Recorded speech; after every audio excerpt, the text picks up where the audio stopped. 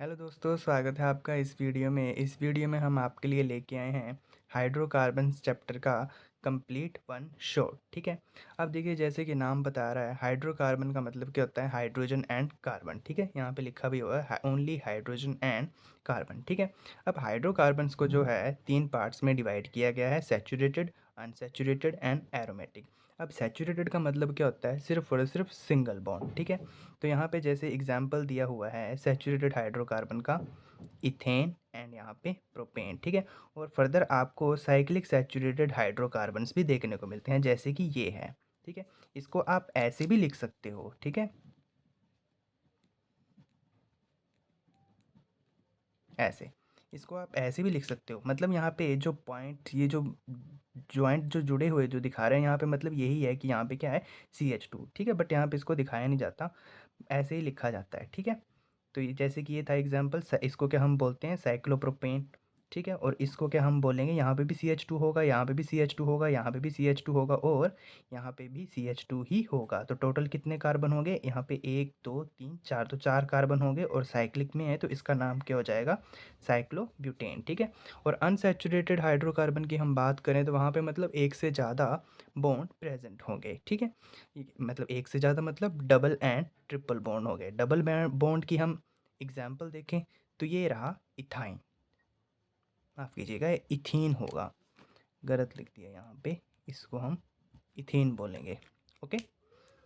और फिर triple bond में देखा जाए तो ये होगा, हाँ, इथाइन, ये ठीक लिखा हुआ इथाइन। और इसका साइक्लिक अनसैचुरेटेड का स्ट्रक्चर देखें तो ये देखिए यहाँ पे, इसको क्या हम बोलेंगे? जैसे यहाँ पे इसको प्रोपेन बोला था तो इसको क्या हम बोलेंगे? साइक्लोप्रोपेन। ठीक है। ये आपको नाम पता चल जाएगा जैसे जैसे हम आगे IUPAC की नेमिंग देखेंगे। ठीक है।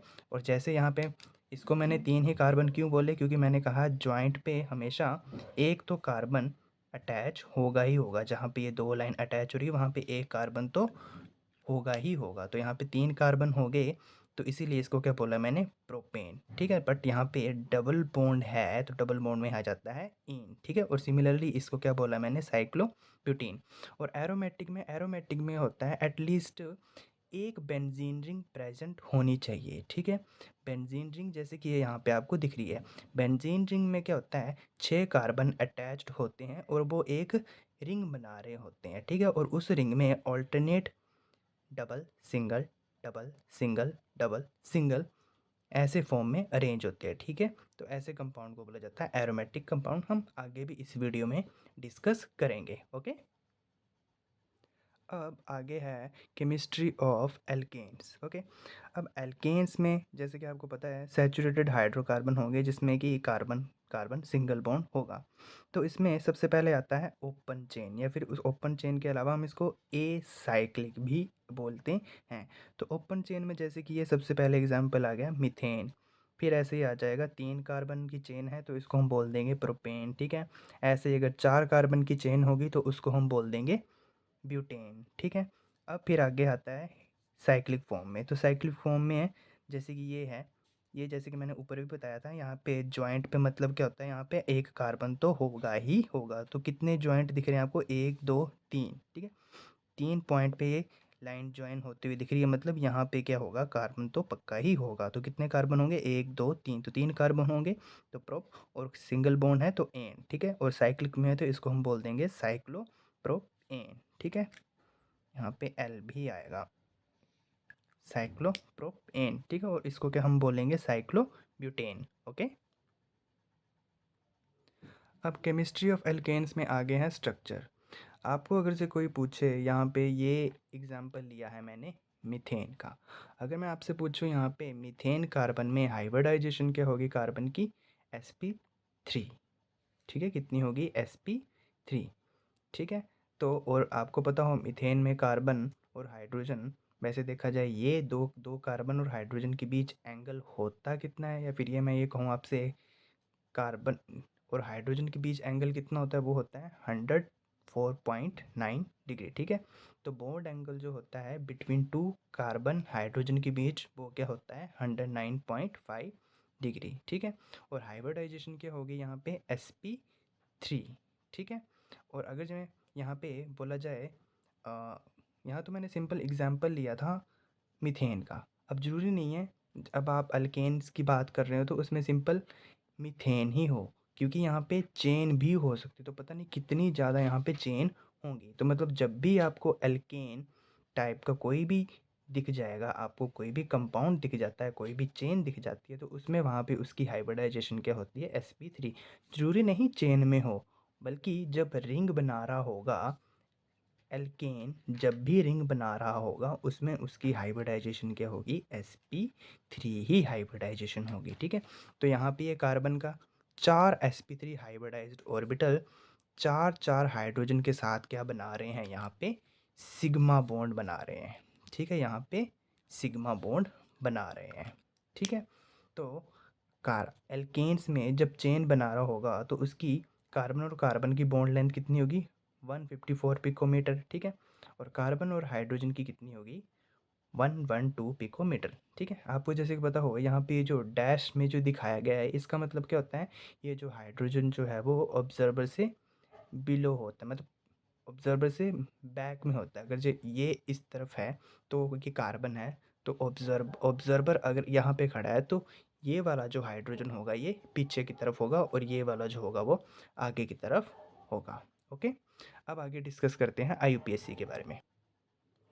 आईयूपीएसी में देखा जाए तो सबसे पहले देखिए, अगर जो आपकी चेन में एक कार्बन होगा तो मीथेन बोलेंगे, दो कार्बन होगा तो इथेन बोलेंगे, तीन कार्बन होगा तो प्रोपेन, चार ब्यूटेन, पांच पेंटेन एंड सो ऑन यहाँ पे दिए हुए हैं। ठीक है, और सबसे पहली बात हम केमिस्ट्री किसकी पढ़ रहे हैं, एल्केन्स की, मतलब जहाँ पे सैचुरेटेड हाइड्रोकार्बन होते हैं। और सैचुरेटेड हाइड्रोकार्बन में अभी आपने पढ़ा है सिर्फ और सिर्फ क्या होता है, सिंगल बॉन्ड होता है। तो जहाँ पे सिंगल बॉन्ड हो हमें लास्ट में यूज़ करना होता है एन। ठीक है, सिंगल बॉन्ड में हम क्या यूज़ करते हैं, एन। तो यहाँ पे देखिए हर जगह सिंगल बॉन्ड ही दिखाया गया है। ठीक है, तो अब चलिए इसकी नेमिंग करते हैं। तो नेमिंग के लिए हम यहाँ पे नंबरिंग स्टार्ट करेंगे, 1 2 3। टोटल कितने कार्बन है, 3 कार्बन, बट सेकंड पोजीशन पे 2 मिथाइल ग्रुप लगे हैं, तो इसकी नेमिंग क्या होगी, 2 डाइमिथाइल प्रोपेन। अब देखिए सेकंड पोजीशन पे 2 मिथाइल ग्रुप में, इसको आप 2 डाइमिथाइल नहीं बोल सकते, इसको 2 डाइमिथाइल ही बोलना पड़ेगा। ठीक है, और 3 कार्बन है तो 3 कार्बन के लिए हम क्या यूज़ करते हैं, प्रोप। ठीक है, और कहीं सिंगल बॉन्ड के बजाय यहाँ पे कहीं डबल बॉन्ड तो नहीं है, नहीं, क्योंकि हम अल्केन्स की बात कर रहे हैं तो डबल बॉन्ड हो ही नहीं सकता। ठीक है, तो सिंगल बॉन्ड ही है, तो बेफिक्र होके यहाँ पे लास्ट में एन लगा दिया। ठीक है, तो इसीलिए इसका नाम क्या हो गया, 2 डाइमिथाइल प्रोपेन। ठीक है, आप वीडियो पॉज करके इसका नाम लिखिए। देखिए अब यहाँ पे नंबरिंग हम कहाँ से स्टार्ट करेंगे, यहाँ से या यहाँ से। देखिए सबसे पहले नंबरिंग हम ना यहीं से ही स्टार्ट करेंगे, क्योंकि अगर जो हम यहाँ से स्टार्ट करते हैं तो इस मिथाइल ग्रुप को जो है नियरेस्ट नंबर मिलेगा। अगर आप यहाँ से स्टार्ट करेंगे ना तो इस मिथाइल ग्रुप को ना बहुत ज़्यादा आगे वाला नंबर मिलेगा। हमारी कोशिश यही होती है कि कोई भी सब्स्टिट्यूएंट अटैच हो उसको लोवेस्ट नंबर मिले, यानी कि नियरेस्ट नंबर मिले, कम से कम वाला नंबर मिले। ठीक है, इसीलिए यहाँ पे नंबरिंग यहाँ से स्टार्ट करी, सो दैट कि यहाँ पे मिथाइल ग्रुप को सेकंड नंबर मिल जाए। ठीक है, और फोर्थ तो यहाँ पे ये है ही है। ठीक है, तो अब इसका नाम क्या होगा, अब देखिए यहाँ पे सेकंड पोजीशन पे भी मिथाइल ग्रुप लगा है और फोर्थ पे भी एक मिथाइल ग्रुप लगा है और दूसरी साइड क्या लगा है, इथाइल ग्रुप। अब हम किसको पहले लिखें, इथाइल या मिथाइल। देखिए यहाँ पे अब अल्फ़ाबेटिकल ऑर्डर चुना जाता है। ठीक है, मिथाइल में देखें तो एम और इथाइल में देखें तो ई, तो सबसे पहले आता है ई। ओके, इसीलिए इसका नाम क्या होगा, ई से हम यानी कि इथाइल से शुरू करेंगे, तो फोर्थ पोजीशन पे लगा हुआ है ये आपका इथाइल ग्रुप, इसीलिए इसका नाम लिख दिया 4 इथाइल। ठीक है, और यहाँ पे 2 4, यहाँ पे भी मिथाइल ग्रुप, यहाँ पे मिथाइल ग्रुप। ठीक है, तो इसीलिए डाइमिथाइल तो आएगा ही आएगा, बट पोजीशन भी हमने यहाँ पे स्पेसिफाई कर दी 2 4 डाइमिथाइल।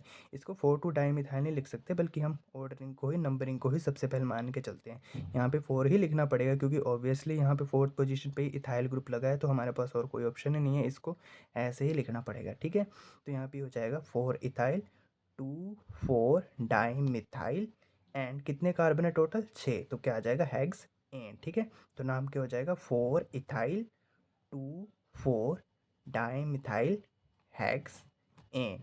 ठीक है, अब इसका आप वीडियो पॉज करके सोचिएगा क्या होगा।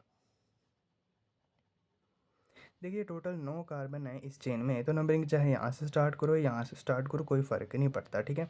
तो हम यहीं से स्टार्ट करते हैं, तो नंबरिंग करने पे हमको पता लगा कि टोटल कितने कार्बन है यहाँ पे, 9 कार्बन है, ठीक है। और फिफ्थ पोजीशन पे कोई एक कॉम्प्लेक्स ग्रुप अटैच हो गया है, ठीक है। तो फिफ्थ पोजीशन पे सबसे पहले ये जो कॉम्प्लेक्स जो हम इसका नाम देख लेते हैं, तो इसका नंबरिंग यहीं से शुरू करेंगे, ये इस वाले कार्बन से जिससे ये चेन के साथ अटैच है, ठीक है। तो ये 1 2 3, और हमको यहाँ से पता चल गया है कि 2 पोजीशन पे फिर से यहाँ पे 2 substituent as methyl group attach है, ठीक है। अब मैंने कहा था अगर जो 2 अटैच है सेम पोजीशन पे तो उसको 2 2 ही लिखना है, ठीक है। तो ये हो जाएगा 2 2 डाईमिथाइल, और आपकी ओवरऑल चेन यहाँ पे जो थी कॉम्प्लेक्स की, ये कितनी बनी थी, 3 कार्बन की बनी थी, तो ये हो जाएगा 2 2 dimethyl propyl, and total carbon कितने थे, 9। और ये 2 2 डाईमिथाइल कौन सी पोजीशन पे लगा है, फिफ्थ पोजीशन पे लगा है, तो इसका नाम क्या हो जाएगा 5, इसको ब्रैकेट में लिख लेगा जो भी ये कॉम्प्लेक्स है आपका 5 2 2 डाईमिथाइल, और टोटल कार्बन कितने हैं 9, तो इसका नाम हो जाएगा नोनेन, ठीक है। सॉरी माफ़ कीजिएगा 5 2 2 डाईमिथाइल नोनेन, ठीक है। और इसका नाम आप खुद सोचिएगा कि ऐसा क्यों हुआ। अब आगे है आइसोमेरिज्म इन एल्केन। देखिए आइसोमेरिज्म में आपको पता ही होगा कि क्या होता है। आइसोमेरिज्म मतलब same chemical formula but different in structure, okay. अब देखिए ये लिखा भी हुआ है यहाँ पे, ठीक है। अब देखिए मीथेन का कोई कितने ही क्या ही अलग अलग स्ट्रक्चर बना लेगा, जैसे अगर जो आप यहाँ पे देखो मीथेन को, अब आप यहाँ पे इसके कितने ही स्ट्रक्चर बना लोगे, चाहे एच को आप यहाँ लेके आ जाओ इसको यहाँ, तो मतलब बात तो वही है ना। आप सिर्फ सेम ही हाइड्रोजन को इधर से उधर जा रहे हो तो बात तो वही है, स्ट्रक्चर तो वही बन रहा है। अब इसको देखो, इसको भी आप अलग से स्ट्रक्चर इसका नहीं बना सकते, ठीक है। अगर जो आप इसको देखो यहाँ पे ये है आपका कार्बन, यहाँ पे हाइड्रोजन, यहाँ पे हाइड्रोजन, यहाँ पे हाइड्रोजन, ठीक है। अब इसका भी स्ट्रक्चर हम कुछ नहीं चेंज कर सकते, ये ऐसा का ऐसे ही रहेगा। ज़्यादा से ज़्यादा आप इस वाले हाइड्रोजन को इधर लेके आ जाओगे, इसको इधर लेके आ जाओगे, इसको इधर लेके आ जाओगे, तो चेंज तो हाइड्रोजन ही हो रहा है ना। तो इसका भी कोई दूसरा आइसोमर या फिर दूसरा स्ट्रक्चर नहीं बन सकता, और सिमिलरली इसका भी कोई दूसरा स्ट्रक्चर नहीं बन सकता। चाहे आप सोचो कि हाँ इस CH3 को मैं इधर वाले लगा दूंगा, लाइक ऐसा ना कुछ, यहाँ पे बना देता हूँ मैं, ये ऐसा और ये ऐसा। आप सोचो कि हाँ मैं यहाँ पे कुछ ऐसा लगा दूँगा, नहीं ऐसा भी नहीं होगा। वो बात तो वही है, जब आप नंबरिंग करोगे 1 2 3 तो वो प्रोपेन ही रहेगा, और यहाँ पे भी ये प्रोपेन ही रहेगा, ठीक है। तो ऐसा ये 3 कार्बन पे स्ट्रक्चर पॉसिबल है नहीं, इसीलिए मैंने लिखा है यहाँ पे आइसोमर्स आर नॉट पॉसिबल, ठीक है। अब यहाँ पे हम बात करते हैं फोर्थ कार्बन की, इसके आइसोमर्स पॉसिबल हैं। जैसे कि यहाँ पे देखिए CH3 CH2 CH2 CH3। अब क्या होगा, यहाँ किसी एक CH3 को या फिर इसको हम उठा के यहाँ पे लगा देंगे, ठीक है। और इसका जो हाइड्रोजन होगा वो कहाँ चला जाएगा, यहाँ पे चला जाएगा, ठीक है। तो इसका क्या बन, इसीलिए ये स्ट्रक्चर क्या हो जाएगा, अलग हो जाएगा। इसके कंपैरिजन से देखो तो ये स्ट्रक्चर क्या हो जाएगा, अलग हो जाएगा। तो इसीलिए यहाँ पे ये आइसोमर एग्जिस्ट करेगा, ठीक है। और सिमिलरली यहाँ पे 5 कार्बन हुए तो हम क्या करेंगे, किसी एक कार्बन को उठा के हम यहाँ पे लगा देंगे, ठीक है। और जब यहाँ पे लगाओगे तो इस कार्बन के 5 बॉन्ड हो जाएंगे, तो उस हाइड्रोजन को हम यहाँ पे लगा देंगे, ठीक है। तो वो हो जाएगा ये स्ट्रक्चर, ठीक है। और सिमिलरली इस वाले को हम उठाएंगे और यहाँ पे लगा देंगे, और इस हाइड्रोजन को हम यहाँ पे कहीं इसके साथ लगा देंगे, सो दैट कि अगर जो इस वाले हाइड्रोजन को आपने हटाया नहीं ना, तो इस कार्बन की बैलेंस ये 5 हो जाएगी, तो वो बिल्कुल भी पॉसिबल नहीं है कि कार्बन 5 बॉन्ड बनाए, ठीक है। तो हमने यहाँ से क्या देखा, जब आइसोमर 4 थे तो आइसोमर माफ़ कीजिएगा, जब कार्बन 4 थे तो आइसोमर कितने हुए 2। जब कार्बन 5 थे तो आइसोमर कितने हुए 3। तो यानी कि जैसे जैसे आप नंबर ऑफ़ कार्बन्स इंक्रीज़ करते जा रहे हो, आपके आइसोमर्स भी क्या हो रहे हैं, इंक्रीज़ हो रहे हैं, ठीक है। और सिमिलरली ये लास्ट तक चलता रहेगा, जितने जितने कार्बन चेन होते रहेंगे इसमें एक और नया आइसोमर ऐड होता रहेगा, ठीक है। अब आगे है classification of carbon in alkenes, ठीक है। जैसे क्लासिफिकेशन में देखा जाए, देखो ये जो कार्बन है सिंगल फर्दर एक ही कार्बन के साथ अटैच है, तो इसको हम क्या बोलेंगे, प्राइमरी कार्बोकेटाइन, ठीक है। और आप इस वाले कार्बन को देखो, ये कार्बन जो है फर्दर 2 कार्बन के साथ अटैच है, तो इसको हम क्या बोल देंगे, सेकेंडरी कार्बोकेटाइन। और आप यहाँ पे देखें तो ये वाला जो कार्बन जो है फर्दर 3 कार्बन के साथ अटैच है, तो इसको हम बोल देंगे टर्शरी कार्बोकेटाइन, ठीक है। और यहाँ पे देखिए ये वाला कार्बोकेटाइन जो है 4 कार्बन के साथ अटैच है, तो इसको हम क्या बोलेंगे, क्वाटरनरी कार्बन। ठीक है, कार्बोकेटाइन नहीं, कार्बन। अगर जो कार्बोकेटाइन तब बोलते जब कोई पॉजिटिव चार्ज होता है इसके ऊपर। ठीक है, तो इसीलिए हम इसको बोलेंगे प्राइमरी कार्बन, इसको सेकेंडरी कार्बन, इसको टर्शरी कार्बन और इसको क्वाटरनरी कार्बन। ठीक है, ठीक है, ये इसमें ये लिखा हुआ था। ओके, अब इसमें है प्रिपरेशन। देखिए, प्रिपरेशन में हम अनसैचुरेटेड हाइड्रोकार्बन से ही बना लेते हैं, जैसे कि यहाँ पे ये है इथाइन, सॉरी माफ़ कीजिएगा, प्रोपाइन। ठीक है, यहाँ पे कर दिए आप सिंपल रिडक्शन कर दो, यानी कि H2 का एडिशन कर दो, तो एक H यहाँ ऐड हो जाएगा, एक H यहाँ ऐड हो जाएगा, तो आपको ये एल्केन दे देगा। ठीक है, सिमिलरली यहाँ पे अब यहाँ पे देखो कितने दो, यहाँ पे 2 H यहाँ ऐड होंगे और 2 H यहाँ ऐड होंगे, तो टोटल 4 H ऐड होंगे, तो यहाँ पे ये प्रोडक्ट हमको मिल जाएगा। ठीक है, सेकेंड है फ्रॉम अल्काइल हैलाइड। यहाँ से क्या होगा, आपने H2 यानी कि 2 H लिए हैं, तो 2 H में से एक H तो इसके साथ HCl बना के साइड प्रोडक्ट निकल जाएगा। ठीक है, और एक H जो यहाँ पे जगह खाली हुई थी वो यहाँ पे लग जाएगा, तो आपको ये प्रोडक्ट दे देगा। ठीक है, सिमिलरली नेक्स्ट ये तो नेम रिएक्शन है, इसको तो आप करके ही जाइएगा। ठीक है, तो यहाँ पे क्या है, एक अल्काइल हैलाइड यहाँ लिया और एक अल्काइल हैलाइड यहाँ लिया और बीच में के ले लिया मेटल, 2 मोल्स ऑफ मेटल, तो क्या होगा, यहाँ से 2Na और एक यहाँ से Br और एक यहाँ से Br एलिमिनेट हो गए, 2NaBr हो जाएगा और एक ये CH3 और ये CH3 आपस में बॉन्ड बना के यहाँ पे आपको प्रोडक्ट दे देंगे। ठीक है, नेक्स्ट है third method, from D from carboxylic acid. ठीक है, यहाँ पे क्या होगा, यहाँ पे हम लेंगे sodium salt of carboxylic acetate. ठीक है, तो ये रहा आपका सोडियम और ये रहा एसिटेट आयन CH3COO नेगेटिव, इसको हम रिएक्ट करवाएंगे सोडियम हाइड्रोक्साइड के साथ। ठीक है, तो यहाँ से ये COO नेगेटिव और Na प्लस और यहाँ से ये NO आपस में बॉन्ड बना के एलिमिनेट होंगे और यहाँ पे आपको साइड प्रोडक्ट दे देंगे, और यहाँ पे ये मीथेन और यहाँ पे ये हाइड्रोजन आपस में कंबाइन करके मीथेन दे देंगे। ठीक है, ये देखिए, ये इसके थोड़े चांसेस हैं आने के, क्योंकि ये ऐसी इकल्ली रिएक्शन है जो मीथेन की आपको प्रिपरेशन बता रही है, बाकी ऊपर जो रिएक्शंस करी मीथेन की नहीं बता रहा है, बाकी 2 कार्बन की बता रहा है, 2 या 2 से ज़्यादा कार्बन की। ठीक है, तो ये सिंगल कार्बन की है, तो इसको आने के चांसेस थोड़े ज़्यादा हैं। ठीक है, और इस रिएक्शन को डीकार्बोक्सिलेशन भी कहा जाता है। डीकार्बोक्सिलेशन का मतलब होता है रिमूवल ऑफ कार्बन डाइऑक्साइड। ठीक है, ये है लास्ट में कॉल्वेस इलेक्ट्रोलिसिस। इसमें क्या होता है, 2 मोल्स ऑफ पोटाशियम एसिटेट। ठीक है, इसको हम रिएक्ट करवाएंगे 2 मोल्स ऑफ वाटर के साथ। ठीक है, तो यहाँ से क्या होगा, ये 2 R 2 R होंगे यहाँ पे, तो ये एक अलग से ये R हमको एल्केन दे देगा, और साथ में कार्बन डाइऑक्साइड यहाँ से ऑब्वियसली, क्योंकि यहाँ पे एक कार्बन है और 2 ऑक्सीजन साथ में लगे हुए हैं, तो जब भी आगे रिएक्शन होगा ये एज ए CO2 एलिमिनेट हो जाएगा। ठीक है, और यहाँ से K और यहाँ से आपको H, वाटर तो आपको पता ही है कैसे होता है, HOH। ठीक है, इसका स्ट्रक्चर पता है ना आपको कैसे होता है, HOH, तो यहाँ से KOH जो है ये ऐसे रिएक्ट करके 2 मोल्स ऑफ KOH, 2 क्यों दिए, क्योंकि यहाँ पे 2K है। ठीक है, तो ये थी कॉल्वेस इलेक्ट्रोलिसिस। नेक्स्ट है फिजिकल प्रॉपर्टीज़। फिजिकल प्रॉपर्टीज़ में सबसे पहले आता है नेचर। अब देखिए, नेचर में देखा जाए तो यहाँ पे आपके एल्केन्स में कौन कौन से एलिमेंट है, सिर्फ और सिर्फ कार्बन और हाइड्रोजन ही हैं। तो कार्बन और हाइड्रोजन में देखा जाए इतना कुछ खास इलेक्ट्रोनेगेटिविटी भी नहीं है।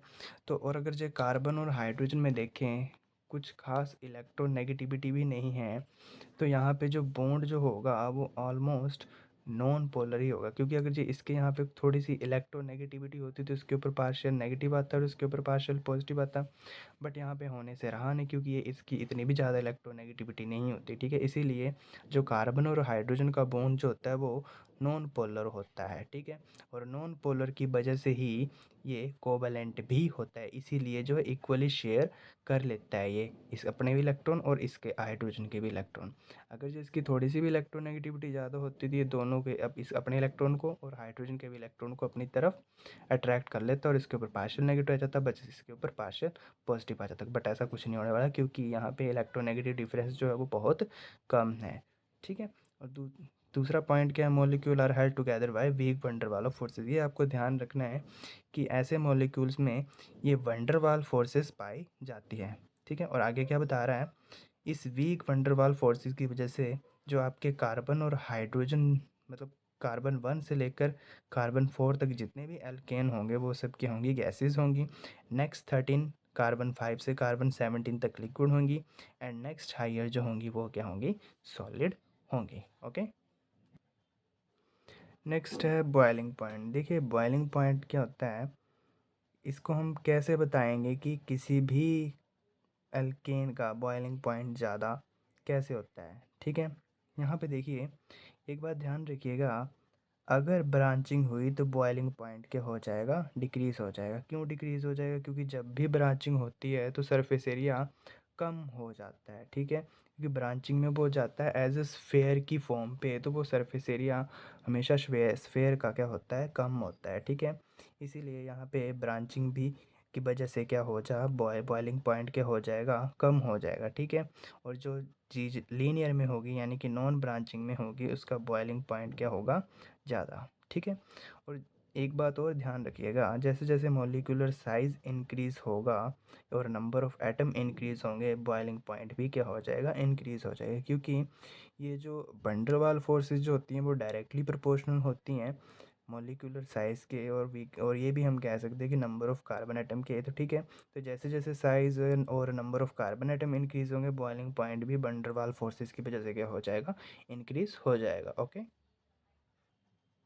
नेक्स्ट है मेल्टिंग पॉइंट। देखिए मेल्टिंग पॉइंट में ऑड और इवन का सिस्टम चलता है। इवन में क्या होता है, देखिए सिमिट्री प्रेजेंट होती है, और यहाँ पे जो होते हैं सब अनसिमेट्रिकल है। सिमेट्री जानने का क्या तरीका है, आप सेंटर पे खड़े हो जाइए और आप आगे की तरफ देखिए, फिर आप पीछे की तरफ देखिए। अगर जो आपको आगे वाला हिस्सा और पीछे वाला हिस्सा सेम नज़र आ रहा है, मतलब वहाँ पे सेंटर ऑफ सिमेट्री प्रेजेंट है, ठीक है। आप जरा यहाँ पे देखिए, यहाँ पे आप खड़े हुए तो आप यहाँ की तरफ देखिए, आपको यहाँ पे भी कार्बन नज़र आ रहा है, और इसके आगे एक बिल्कुल 180 डिग्री पीछे मुड़ के देखिए, सेम यहाँ पे भी कार्बन नज़र आ रहा है।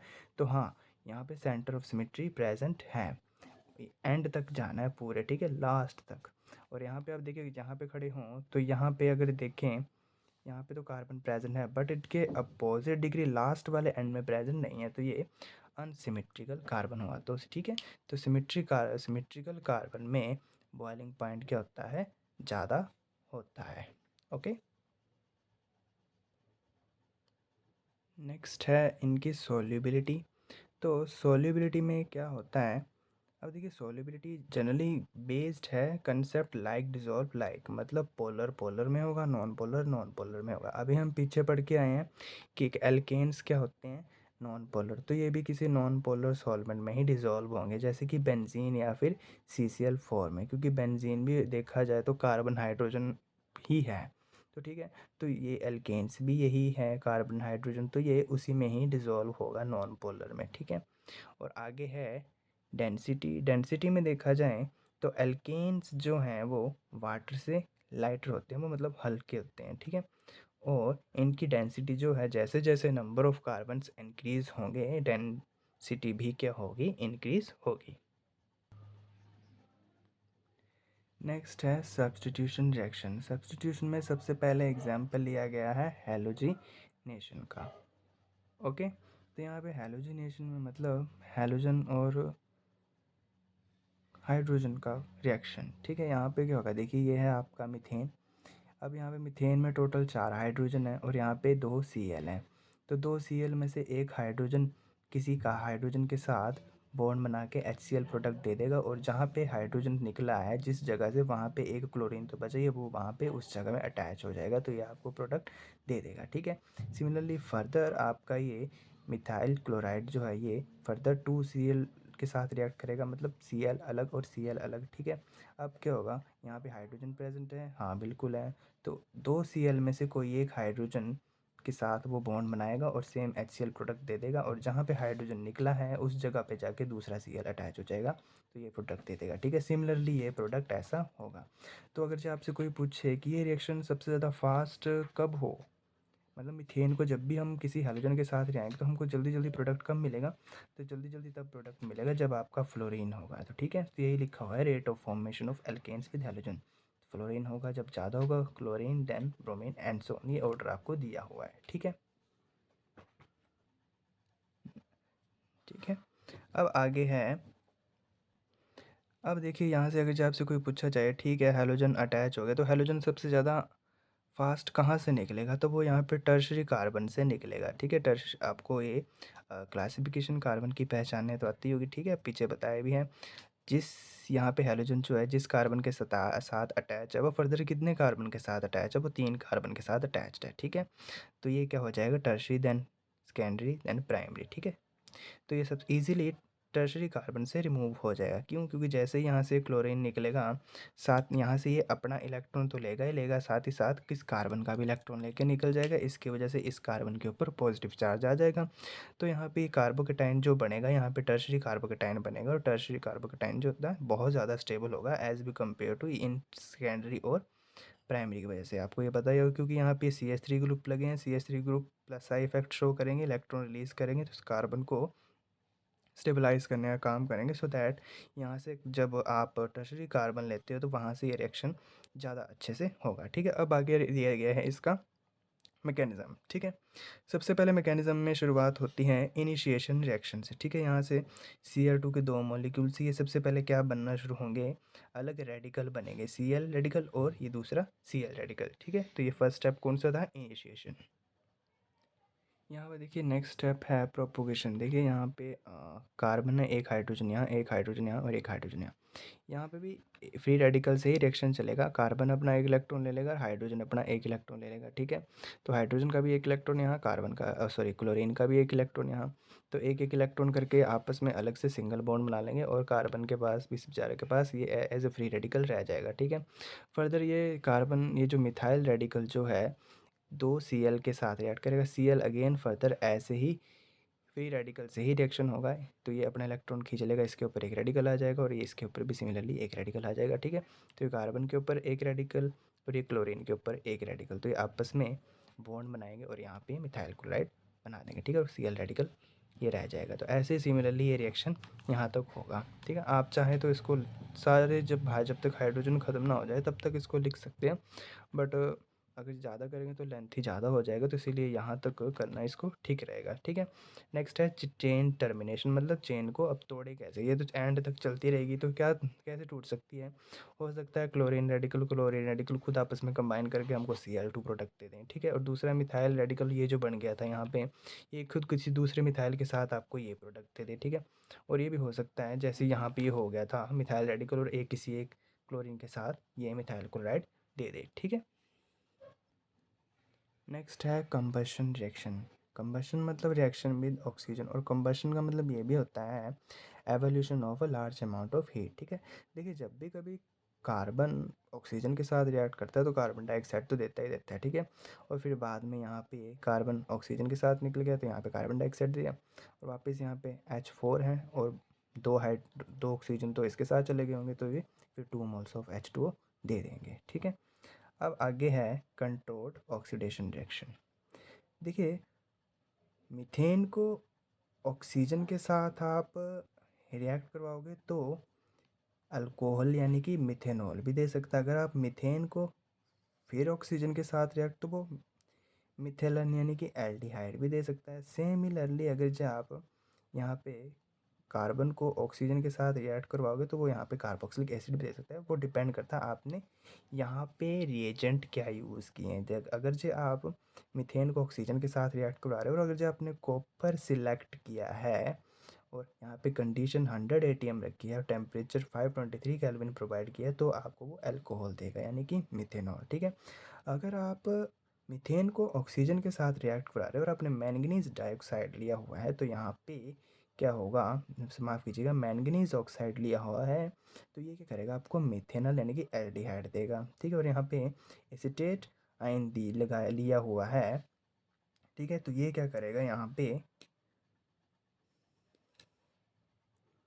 टू होंगे यहाँ पे, ठीक है। तो ये अगर जो आपने एसीटेट लिया है तो ये आपको देगा कार्बोक्सिलिक एसिड, ओके। नेक्स्ट है आइसोमराइजेशन। आइसोमराइजेशन मतलब वही, मतलब ऐसे केमिकल उठाओ जिनका स्ट्रक्चर अलग हो जाए। जैसे कि मैंने कहा था, अगर जो आपको आइसोमर देखने हैं तो एटलीस्ट 4 कार्बन तो होने चाहिए, ठीक है। तो वो क्या होगा, यहाँ से एक मिथाइल ग्रुप इस कार्बन के पास आ जाएगा और यहाँ पे देखेंगे तो यहाँ पे इस वाले कार्बन की टोटल 5 वैलेंसी हो जाएगी, मतलब 5 बॉन्ड बना लेगा, तो एक हाइड्रोजन फिर यहाँ पे लग जाएगा, तो ये स्ट्रक्चर हो जाएगा। और आपको ऐसे नहीं बन जाते हैं आइसोमर, आपको रिएजेंट यूज़ करने पड़ते हैं, तो वो रिएजेंट यूज़ हो यहाँ पे करेंगे एनहाइड्रस AlCl3 एंड HCl। ठीक है, सिमिलरली आप इसको भी ट्राई कीजिएगा, ये भी बन जाएगा। नेक्स्ट है एरोमेटाइजेशन।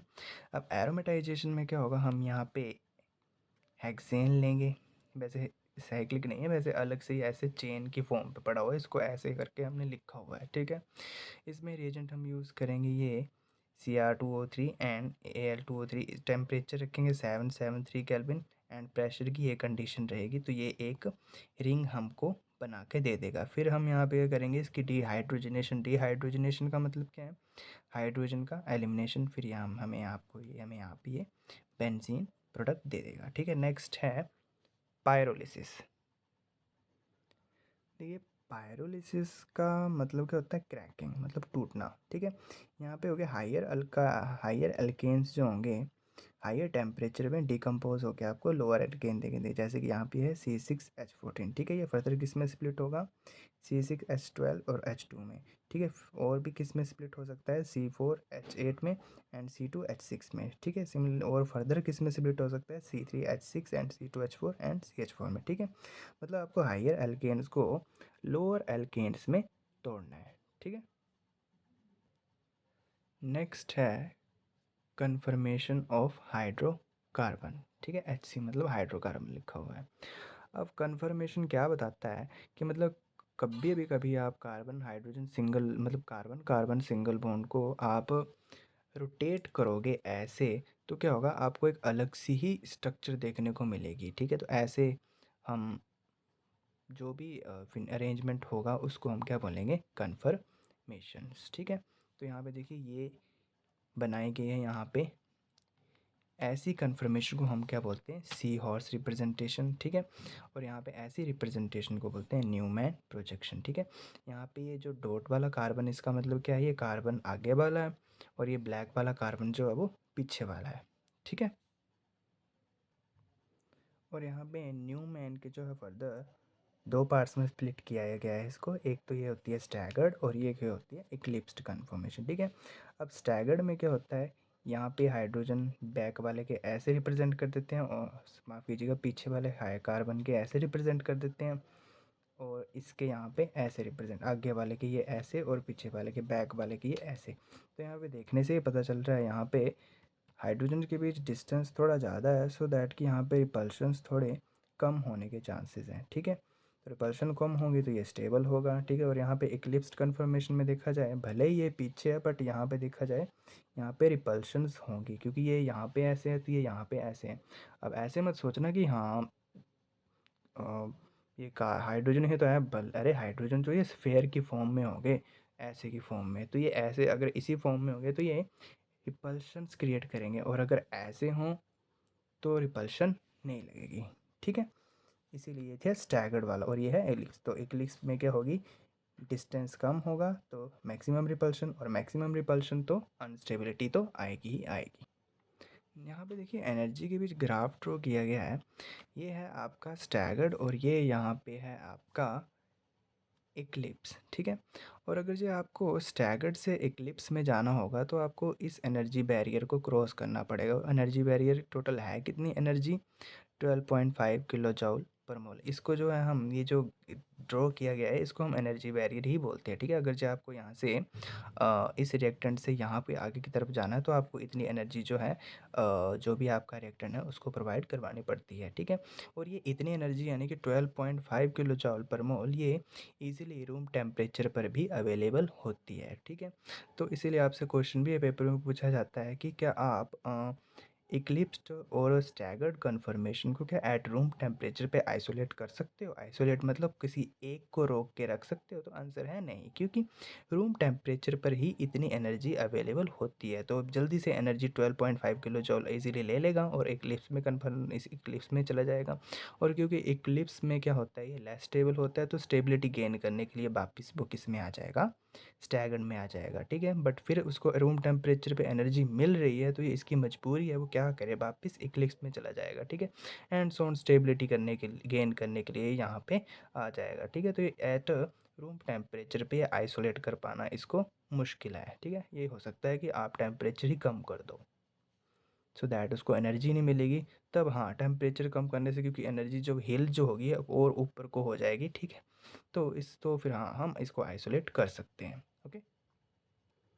नेक्स्ट है केमिस्ट्री ऑफ एल्कीन्स, ठीक है। यहाँ पे क्या होता है, आपके अगर पूछे कोई केमिस्ट्री ऑफ एल्कीन्स में कार्बन की हाइब्रिडाइजेशन क्या होती है, वो होती है sp2, ओके। और यहाँ पे आपको पता होगा कि ये एक अनहाइब्रिडाइज्ड पी ऑर्बिटल दोनों कार्बन का आपस में पाई बॉन्ड बनाएगा। और यहाँ पे ये कार्बन के जो 3 sp2 हाइब्रिडाइज्ड ऑर्बिटल जो हैं, ये वाला sp2 हाइब्रिडाइज किसी दूसरे वाला कार्बन के sp2 के साथ सिग्मा बॉन्ड बनाएगा, और बाकी बचे 2 sp कोई बाकी हाइड्रोजन के साथ क्या बनाएंगे, सिग्मा बॉन्ड। तो आपसे पूछे एल्केन्स में टोटल सिग्मा बॉन्ड कितने होते हैं, 5। देख गिन लो, 1 2 3 4 5। और पाई बॉन्ड, ये एक, इसको एक ही पाई बॉन्ड गिना जाता है। ऊपर ये ऊपर भी ओवरलैप करता है और नीचे भी यहाँ पे ओवरलैप, बट एक ही गिना जाता है इसको, ओके। और यहाँ पे आप देखिए, यहाँ पे कार्बन और हाइड्रोजन की बॉन्ड लेंथ कितनी है, 110 पिकोमीटर। और यहाँ पे कार्बन डबल बॉन्ड और कार्बन यहाँ पे हाइड्रोजन के बीच बॉन्ड एंगल कितना है, यहाँ पे 121.7 डिग्री। और यहाँ पे दो कार्बन हाइड्रोजन के बीच बॉन्ड एंगल है 116.6 डिग्री, ठीक है। यहाँ पे पाई बॉन्ड को ऐसे भी रिप्रेजेंट करके दिखाया हुआ है, ठीक है। नेक्स्ट आके चलते हैं IUPAC नेम के ऊपर। IUPAC नेमिंग में देखा जाए, अब देखिए यहाँ पे आपका डबल बॉन्ड आ गया है, तो हमेशा कोशिश यही कीजिएगा, डबल बॉन्ड को सबसे पहले नंबरिंग देने की कोशिश कीजिएगा अगर जो आपके चेन में कहीं डबल बॉन्ड है, ठीक है। अब यहाँ पे देखिए नंबरिंग यहाँ से स्टार्ट करेंगे, तो नंबरिंग सबसे पहले इसी को ही देने की कोशिश करेंगे। तो 1 2 3 4 5 6, ठीक है। और यहाँ पे अब देखिए, यहाँ पे ये 3 कार्बन लगे हैं, तो ये क्या हो जाएगा, प्रोपाइल। और यहाँ पे 5th पोजीशन में मिथाइल, ठीक है। तो अब देखिए मिथाइल और प्रोपाइल में M पहले आता है, इसीलिए मैंने इसको मिथाइल पहले लिखा है, एंड 3 पोजीशन पे प्रोपाइल, एंड लास्ट में हेक्स-1-ene, ठीक है। फिर आप इसका नाम सोचिएगा क्या होगा, वीडियो पॉज कीजिए और सोचिए। देखिए इसका नाम होगा, यहाँ पे ये वैसे शो नहीं किया गया, मतलब यहाँ पे CH3 ही है, ठीक है। और यहाँ पे भी CH3, और यहाँ पे मैंने बताया पॉइंट पे, तो यहाँ पे क्या ही लगता है, जहाँ पे ज्वाइन हो जाते हैं CH, बट यहाँ पे CH2 नहीं होगा। देखिए अगर जब आप CH2 कर देते हैं, तो यहाँ पे कार्बन के 5 बॉन्ड हो गए, तो उस हिसाब से यहाँ पे एक कार्बन और यहाँ पे एक हाइड्रोजन होगा, और एक नहीं, एक भी हाइड्रोजन नहीं होगा, क्योंकि यहाँ पे एक सिंगल कार्बन ही लिखे हैं, 1 2 3 4 4 बॉन्ड इसके पूरे हो गए, तो हाइड्रोजन लगाने की कोई ज़रूरत भी नहीं है, ठीक है। हाँ, यहाँ पे हो सकता है 1 2 3 और यहाँ पे 4 4 बॉन्ड दिखाने के लिए, ठीक है। ऐसे ठीक है। तो इसका नाम क्या होगा, नंबरिंग यहीं से शुरू कीजिए, यहीं से शुरू करेंगे, ठीक है। 1 2 3,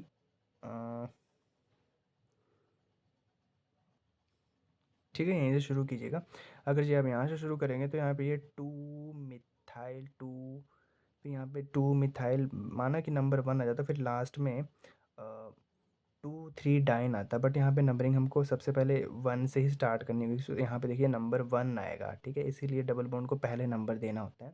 तो 1, तो इसको 4th पोजीशन इसको मिलेगी, तो 4 मिथाइल पेंटा 1 3 डाई आइन, ठीक है।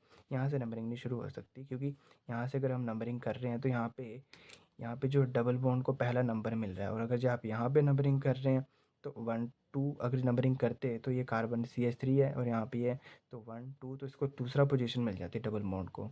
भले ही यहाँ पे मिथाइल ग्रुप है नहीं, बट हमको नंबरिंग पहले इस डबल बॉन्ड को ही देनी पड़ेगी, ओके। आगे है आइसोमेरिज्म। आइसोमेरिज्म में यही होगा, सेम मॉलिक्यूलर फॉर्मूला, सेम मतलब डिफरेंट स्ट्रक्चर होगा, ठीक है। इसमें जो है 2 पार्ट्स में डिवाइड किया गया है, स्ट्रक्चरल एंड ज्योमेट्रिकल में। देखिए स्ट्रक्चर में फर्दर 2 पार्ट्स में डिवाइड किया गया है, चेन और पोजीशन में। देखिए चेन में क्या होता है, आप ना मतलब किसी सब, यहाँ पे जैसे कि ये मिथाइल ग्रुप है, इसी की आप पोजीशन चेंज कर सकते हो, ठीक है। यहाँ पे लिखा है isomer differ with respect to carbon atom, तो यहाँ पे कार्बन एटम से आप डिफरेंट कर सकते हो, मतलब, ठीक है। तो यहाँ पे क्या है, ये देखिए, ये है एक आइसोमर। इसका अगला आइसोमर क्या होगा, आप यहाँ से इसको उठा के इस चेन मतलब डबल बॉन्ड के पास लेके आ जाओ, यहाँ पे तो रख नहीं सकते, बात तो वही हो जाएगी, ठीक है। इसको यहाँ लगा दिया, नंबरिंग तो फिर वही होगी 1 2 3 4। तो आप क्या करो, इसको यहाँ से यहाँ उठा दो, ठीक है। अब ये यहाँ पे चेन का पार्टनर रहेगा, बल्कि ये सब्स्टिट्यूएंट बन जाएगा, ठीक है। और एक हाइड्रोजन यहाँ से उठ के यहाँ पे आ जाएगा, ठीक है। तो ये अब 1 2 3, अब इसका नाम भी अलग होगा, ठीक है। तो यहाँ पे स्ट्रक्चर भी डिफरेंट है, ठीक है। तो यहाँ पे इसके ऐसे आइसोमर बनेंगे, ठीक है। नेक्स्ट है पोजीशन। देखिए पोजीशन में क्या होता है, आप डबल बॉन्ड की ही पोजीशन शिफ्ट कर दो, ठीक है। यहाँ से देखिए ये डबल बॉन्ड यहाँ से उठा के बीच में रख दिया, ठीक है। तो ये भी अब अलग आइसोमर बन चुका है, आइसोमर भी अलग बना है और इसका नाम भी अलग होगा, ठीक है। नेक्स्ट है ज्योमेट्रिकल। देखिए ज्योमेट्रिकल में क्या आपको देखना होता है, आप सिस और ट्रांस देखते हैं, ठीक है। सिस सिस का मतलब क्या होता है, जब मिथाइल ग्रुप सेम साइड में होंगे, और ट्रांस क्या होंगे, जब मिथाइल ग्रुप अपोजिट साइड में होंगे, ठीक है। जैसे कि ये है, यहाँ पे देखिए बी आर और बी आर सेम साइड में, तो ये क्या हो जाएगा सिस। और यहाँ बी आर और बी आर अपोजिट साइड में है, तो ये क्या हो जाएंगे ट्रांस, ओके। नेक्स्ट है ई जेड सिस्टम, ठीक है। जेड सिस्टम किसको बोलते हैं, if the two higher priority group are on the same side of double bond, ठीक है। मतलब वही, अगर जो सिस होगा तो उसको जेड बोल देंगे, और अगर जो अपोजिट साइड में होंगे दो हायर प्रायोरिटी वाले ग्रुप, तो उसको हम ट्रांस बोल देंगे। जैसे कि एग्जांपल देखिए, ये कार्बन और इसके कंपैरिजन में देखा जाए, इसको आप हायर प्रायोरिटी देंगे, ओवरऑल इसका साइज़ भी बड़ा है, और कार्बन और हाइड्रोजन से इसकी इलेक्ट्रोनेगेटिविटी भी ज़्यादा है, ठीक है। तो इसको आप हायर प्रायोरिटी देंगे सेम साइड में, तो इसको जेड और इसको ई, ठीक है। सिमिलरली ये आगे वाली ये वाला देख लेते हैं। तो यहाँ पे देखिए इस तरफ ये है और यहाँ पे ये है, ठीक है। तो यहाँ पे देखिए ये कार फ्लोरीन और क्लोरीन में से हाई प्रायोरिटी सबसे ज़्यादा जाएगी क्लोरीन को, क्योंकि इसका साइज़ बड़ा है, ठीक है। और यहाँ पे सिमिलरली आयोडीन और ब्रोमीन में सबसे ज़्यादा हाईएस्ट प्रायोरिटी किसको जाएगी, आयोडीन को, क्योंकि इसका साइज़ क्या है, बड़ा है, ठीक है। तो ये सेम बड़े बड़े साइज़ वाले एक साइड अटैच है, ठीक है। तो ये क्या हो जाएगा जेड कन्फिग्रेशन, सेट सिस्टम। और यहाँ पे अपोजिट साइड अटैच है, ये देखिए ये भी इन दोनों के कंपैरिजन में बड़ा है, और ये भी इन दोनों के कंपैरिजन, बट अपोजिट साइड में बैठे हुए हैं, तो इसको हम क्या बोल देंगे ई सिस्टम, ओके।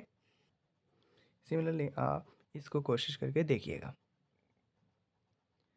नेक्स्ट है स्टेबिलिटी ऑफ एल्कीन्स। देखिए यहाँ पे ये था आपका एल्केन्स, आपने इसको इतनी एनर्जी दी है, किस में कन्वर्ट हो गया, यहाँ पे इस सिस में। और आपने इसको इतनी एनर्जी दी, तो ये कहाँ पे कन्वर्ट हो गया, ट्रांस में। तो आपको देखने से ही पता चल रहा है कि ट्रांस जो है सिस वाले से 5 किलो जॉल पर मोल जो है वो नीचे। और आपको इतनी बात तो बताइए कि जिसकी एनर्जी कम होती है वो उतना ही ज़्यादा स्टेबल होता है, ठीक है। तो अगर जो आपसे पेपर में क्वेश्चन पूछा जाए कि सिस और ट्रांस में सबसे ज़्यादा स्टेबल कौन आता है, तो आंसर होगा आपका ट्रांस। क्यों, क्योंकि इसकी सिस के कंपैरिजन से 5 किलो जॉल पर मोल एनर्जी क्या है, कम है।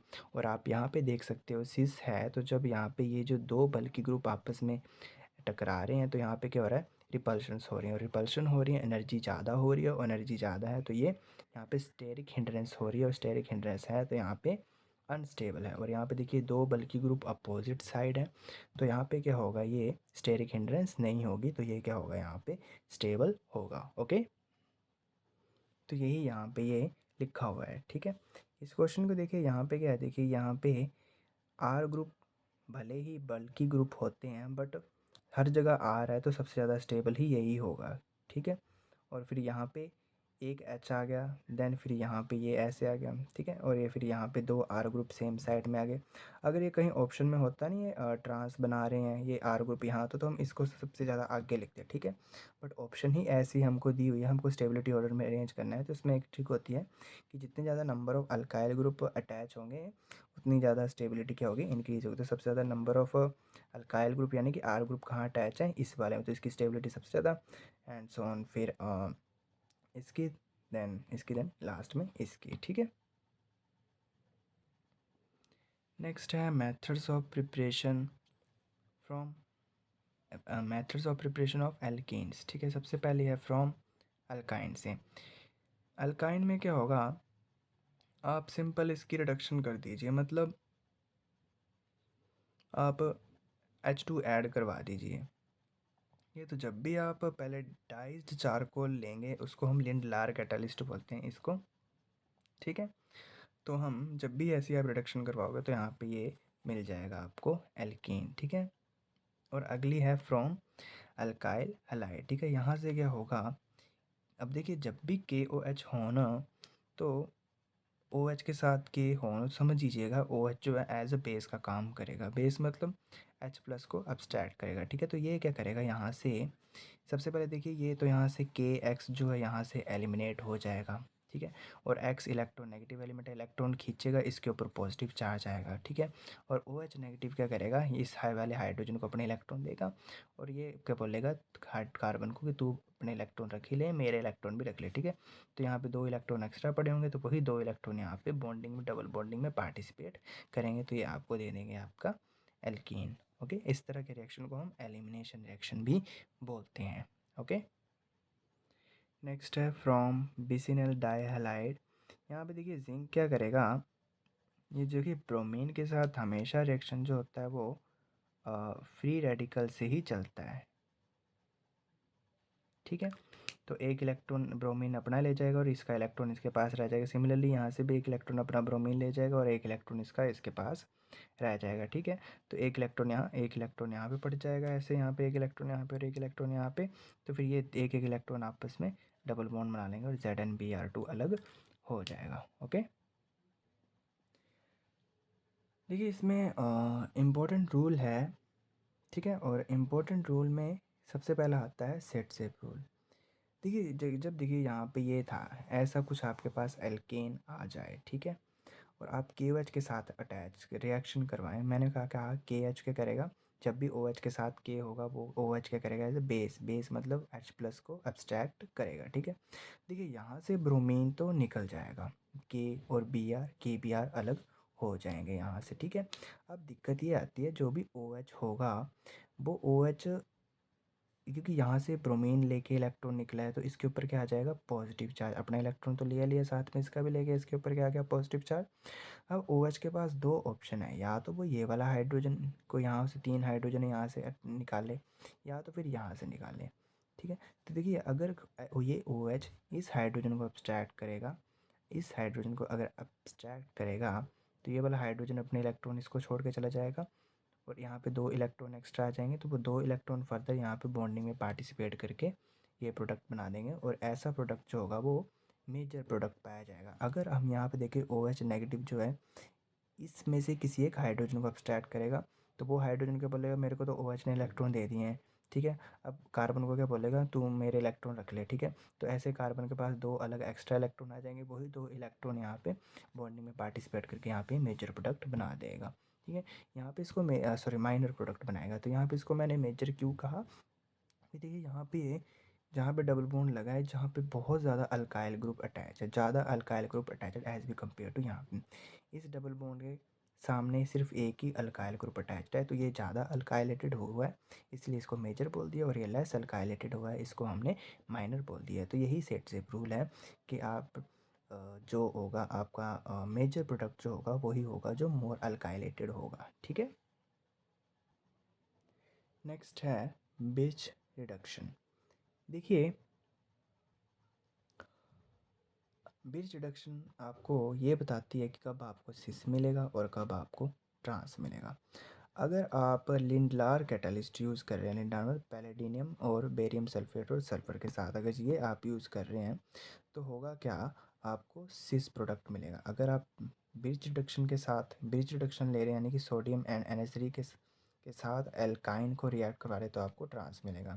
सीधी सी बात, अगर जो आप लिंडलार कैटालिस्ट लोगे तो आपको सिस, और अगर जो आप ब्रिज रिडक्शन यानी कि सोडियम के साथ NH3 लेंगे तो आपको ट्रांस प्रोडक्ट मिलेगा, ठीक है। यहाँ पे ये लिखा भी हुआ है। तो ये आपको पेपर में पूछ सकता है कि आप कैसे सिस प्रोडक्ट बनाओगे और कैसे ट्रांस प्रोडक्ट बनाओगे। तो आप लिंडलार कैटलिस्ट यूज़ कीजिए, ठीक है। पैलेडिनियम चारकोल के साथ ये आप लीजिए तो आपको वो सिस मिल जाएगा, ठीक है। और जब आप सोडियम के साथ एमोनिया लेंगे तो आपको ये यहाँ पे ट्रांस प्रोडक्ट मिल जाएगा। ओके, सेकेंड है फ्रॉम अल्कोहल,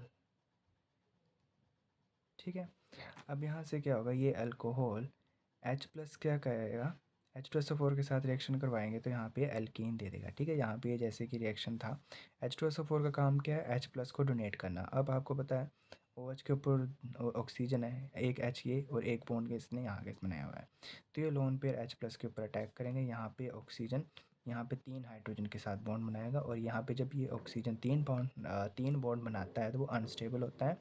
तो होगा क्या, ये कार्बन हाइड्रोजन बॉन्ड यहाँ से टूट जाएगा और यहाँ पे कार्बोकेटाइन बन जाएगा। ठीक है, फिर क्या होगा, ये अनस्टेबल कार्बोकेटाइन क्या करेगा, यहाँ पे अनस्टेबल कार्बोकेटाइन में से अब यहाँ से प्रोटॉन निकलेगा। प्रोटॉन मतलब H+, मतलब ये इलेक्ट्रॉन और ये इलेक्ट्रॉन कार्बन दोनों अपने इलेक्ट्रॉन खींच लेगा। ठीक है, और जब ये 2 इलेक्ट्रॉन एक्स्ट्रा आ गए, ये 2 इलेक्ट्रॉन फर्दर यही बॉन्डिंग में पार्टिसिपेट करके आपको अब दे देंगे आपका एल्कीन। ठीक है, तो ये थी इसकी मेथड्स ऑफ प्रिपरेशन। अब आगे डिस्कस करते हैं फिजिकल प्रॉपर्टीज़।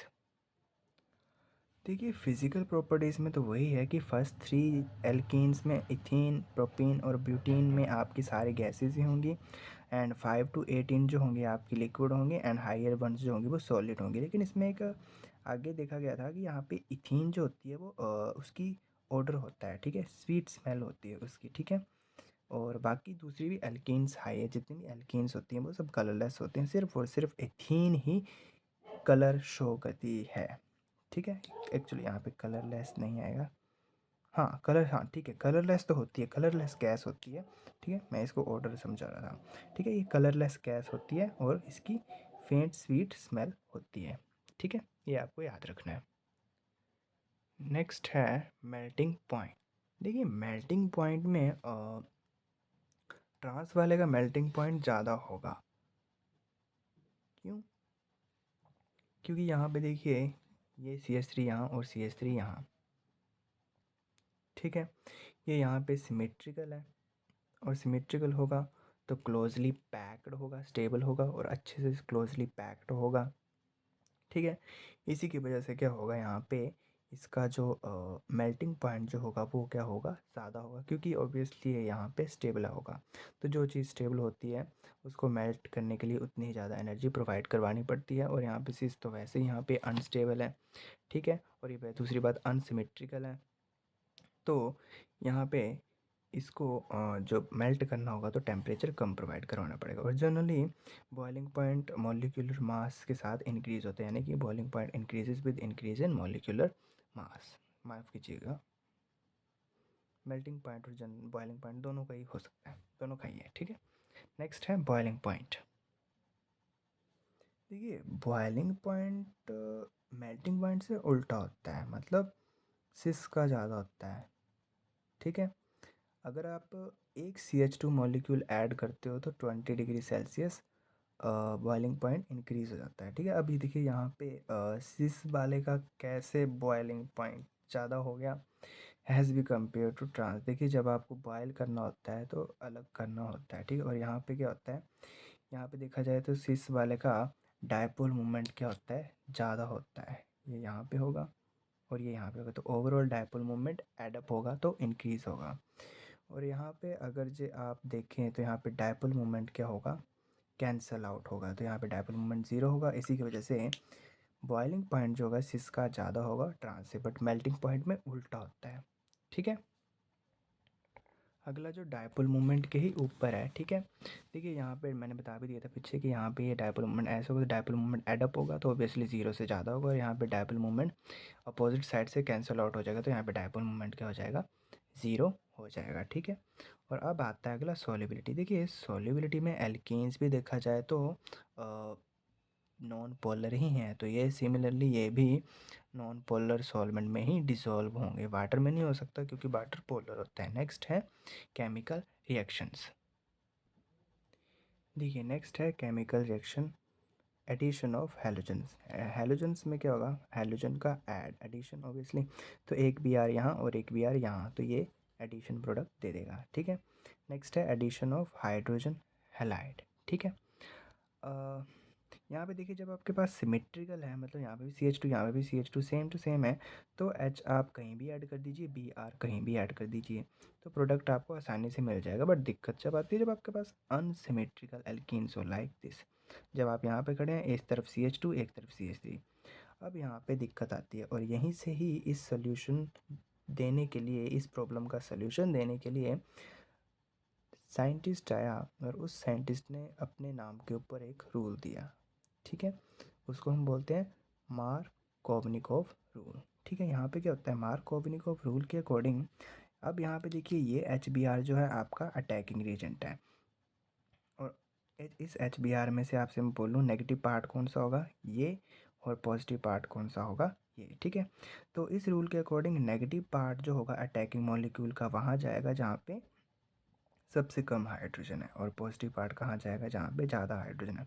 अब तुम ये मत सोचना कि हाँ यहाँ पे हाइड्रोजन को भेज देते हैं, अरे यहाँ पे हाइड्रोजन जाके क्या करेगा, ठीक है, कमी यहाँ पे पड़ेगी, क्योंकि जब जैसे ब्रोमीन यहाँ पे लगेगा इसके ऊपर ये बॉन्ड यहाँ पे शिफ्ट होकर इसके ऊपर नेगेटिव आ जाएगा, और ब्रोमीन ने तो इलेक्ट्रॉन खींच लिए होंगे तो इसके ऊपर तो पॉजिटिव होगा, तो इसको तो इलेक्ट्रॉन चाहिए है ना, और इसके ऊपर क्योंकि ये इलेक्ट्रॉन यहाँ पे शिफ्ट हो गया है तो ये एक इलेक्ट्रॉन इसको दे के यहाँ पे ये ऐसे ये प्रोडक्ट बना देगा। ठीक है, तो यहाँ पे यही मैंने ये सब लिखा हुआ है। ठीक है, बट दिक्कत ये आती है कि कभी कभार हमको कुछ और देखने को रिजल्ट मिले। हुआ क्या, जब कभी हमने बेंजोइल पेरोक्साइड लिया, कोई भी पेरोक्साइड लिया, तो हमको हुआ क्या, मार्कोनिकोव रूल क्या बोल रहा था कि अटैकिंग मॉलिक्यूल में से जो नेगेटिव पार्ट होगा वो वहाँ जाएगा जहाँ पे लेस नंबर ऑफ हाइड्रोजन है, और पॉजिटिव पार्ट वहाँ जाएगा। पॉजिटिव ये कैसे बना होगा, क्योंकि इसने इलेक्ट्रॉन खींच लिए हैं इसके, तो इसके ऊपर नेगेटिव आ गया, इसके ऊपर पॉजिटिव आ गया, इसको इलेक्ट्रॉन की ज़रूरत है। ठीक है, होता क्या था, ब्रोमीन यहाँ पे लग जाता था, ये इलेक्ट्रॉन यहाँ पे आ जाता था, तो ये और ये इसको अपने इलेक्ट्रॉन दे देता था, और यहाँ पे बट यहाँ पे तो उल्टा हो रहा है। तो यहाँ पे बेंजोइल पेरोक्साइड की वजह से यहाँ पे उल्टा प्रोडक्ट देखने को मिला। तो यहाँ पे एक नया रूल निकल के आया, उसको बोला गया एंटी मार्कोवनिकोव रूल, और इसको खराश इफेक्ट भी कहा जाता है। इस रूल के अकॉर्डिंग जो नेगेटिव पार्ट होगा वो वहाँ जाएगा जहाँ पे लार्ज नंबर ऑफ हाइड्रोजन है, और पॉजिटिव पार्ट वहाँ जाएगा वहाँ पे लेस नंबर। अब देखिए उल्टा ही हो रहा है, मतलब मार्कोनिकोव से एकदम उल्टा, इसीलिए इसको रूल को एंटी भी बोला गया, मतलब उससे उल्टा, उस रूल से जो पीछे दिया था उससे उल्टा। ठीक है, तो इस रूल के अकॉर्डिंग नेगेटिव पार्ट यहाँ जाएगा और पॉजिटिव पार्ट जहाँ पे less number of hydrogen atom है तो यहाँ जाएगा। ठीक है, नेक्स्ट है एडिशन ऑफ सल्फ्यूरिक एसिड।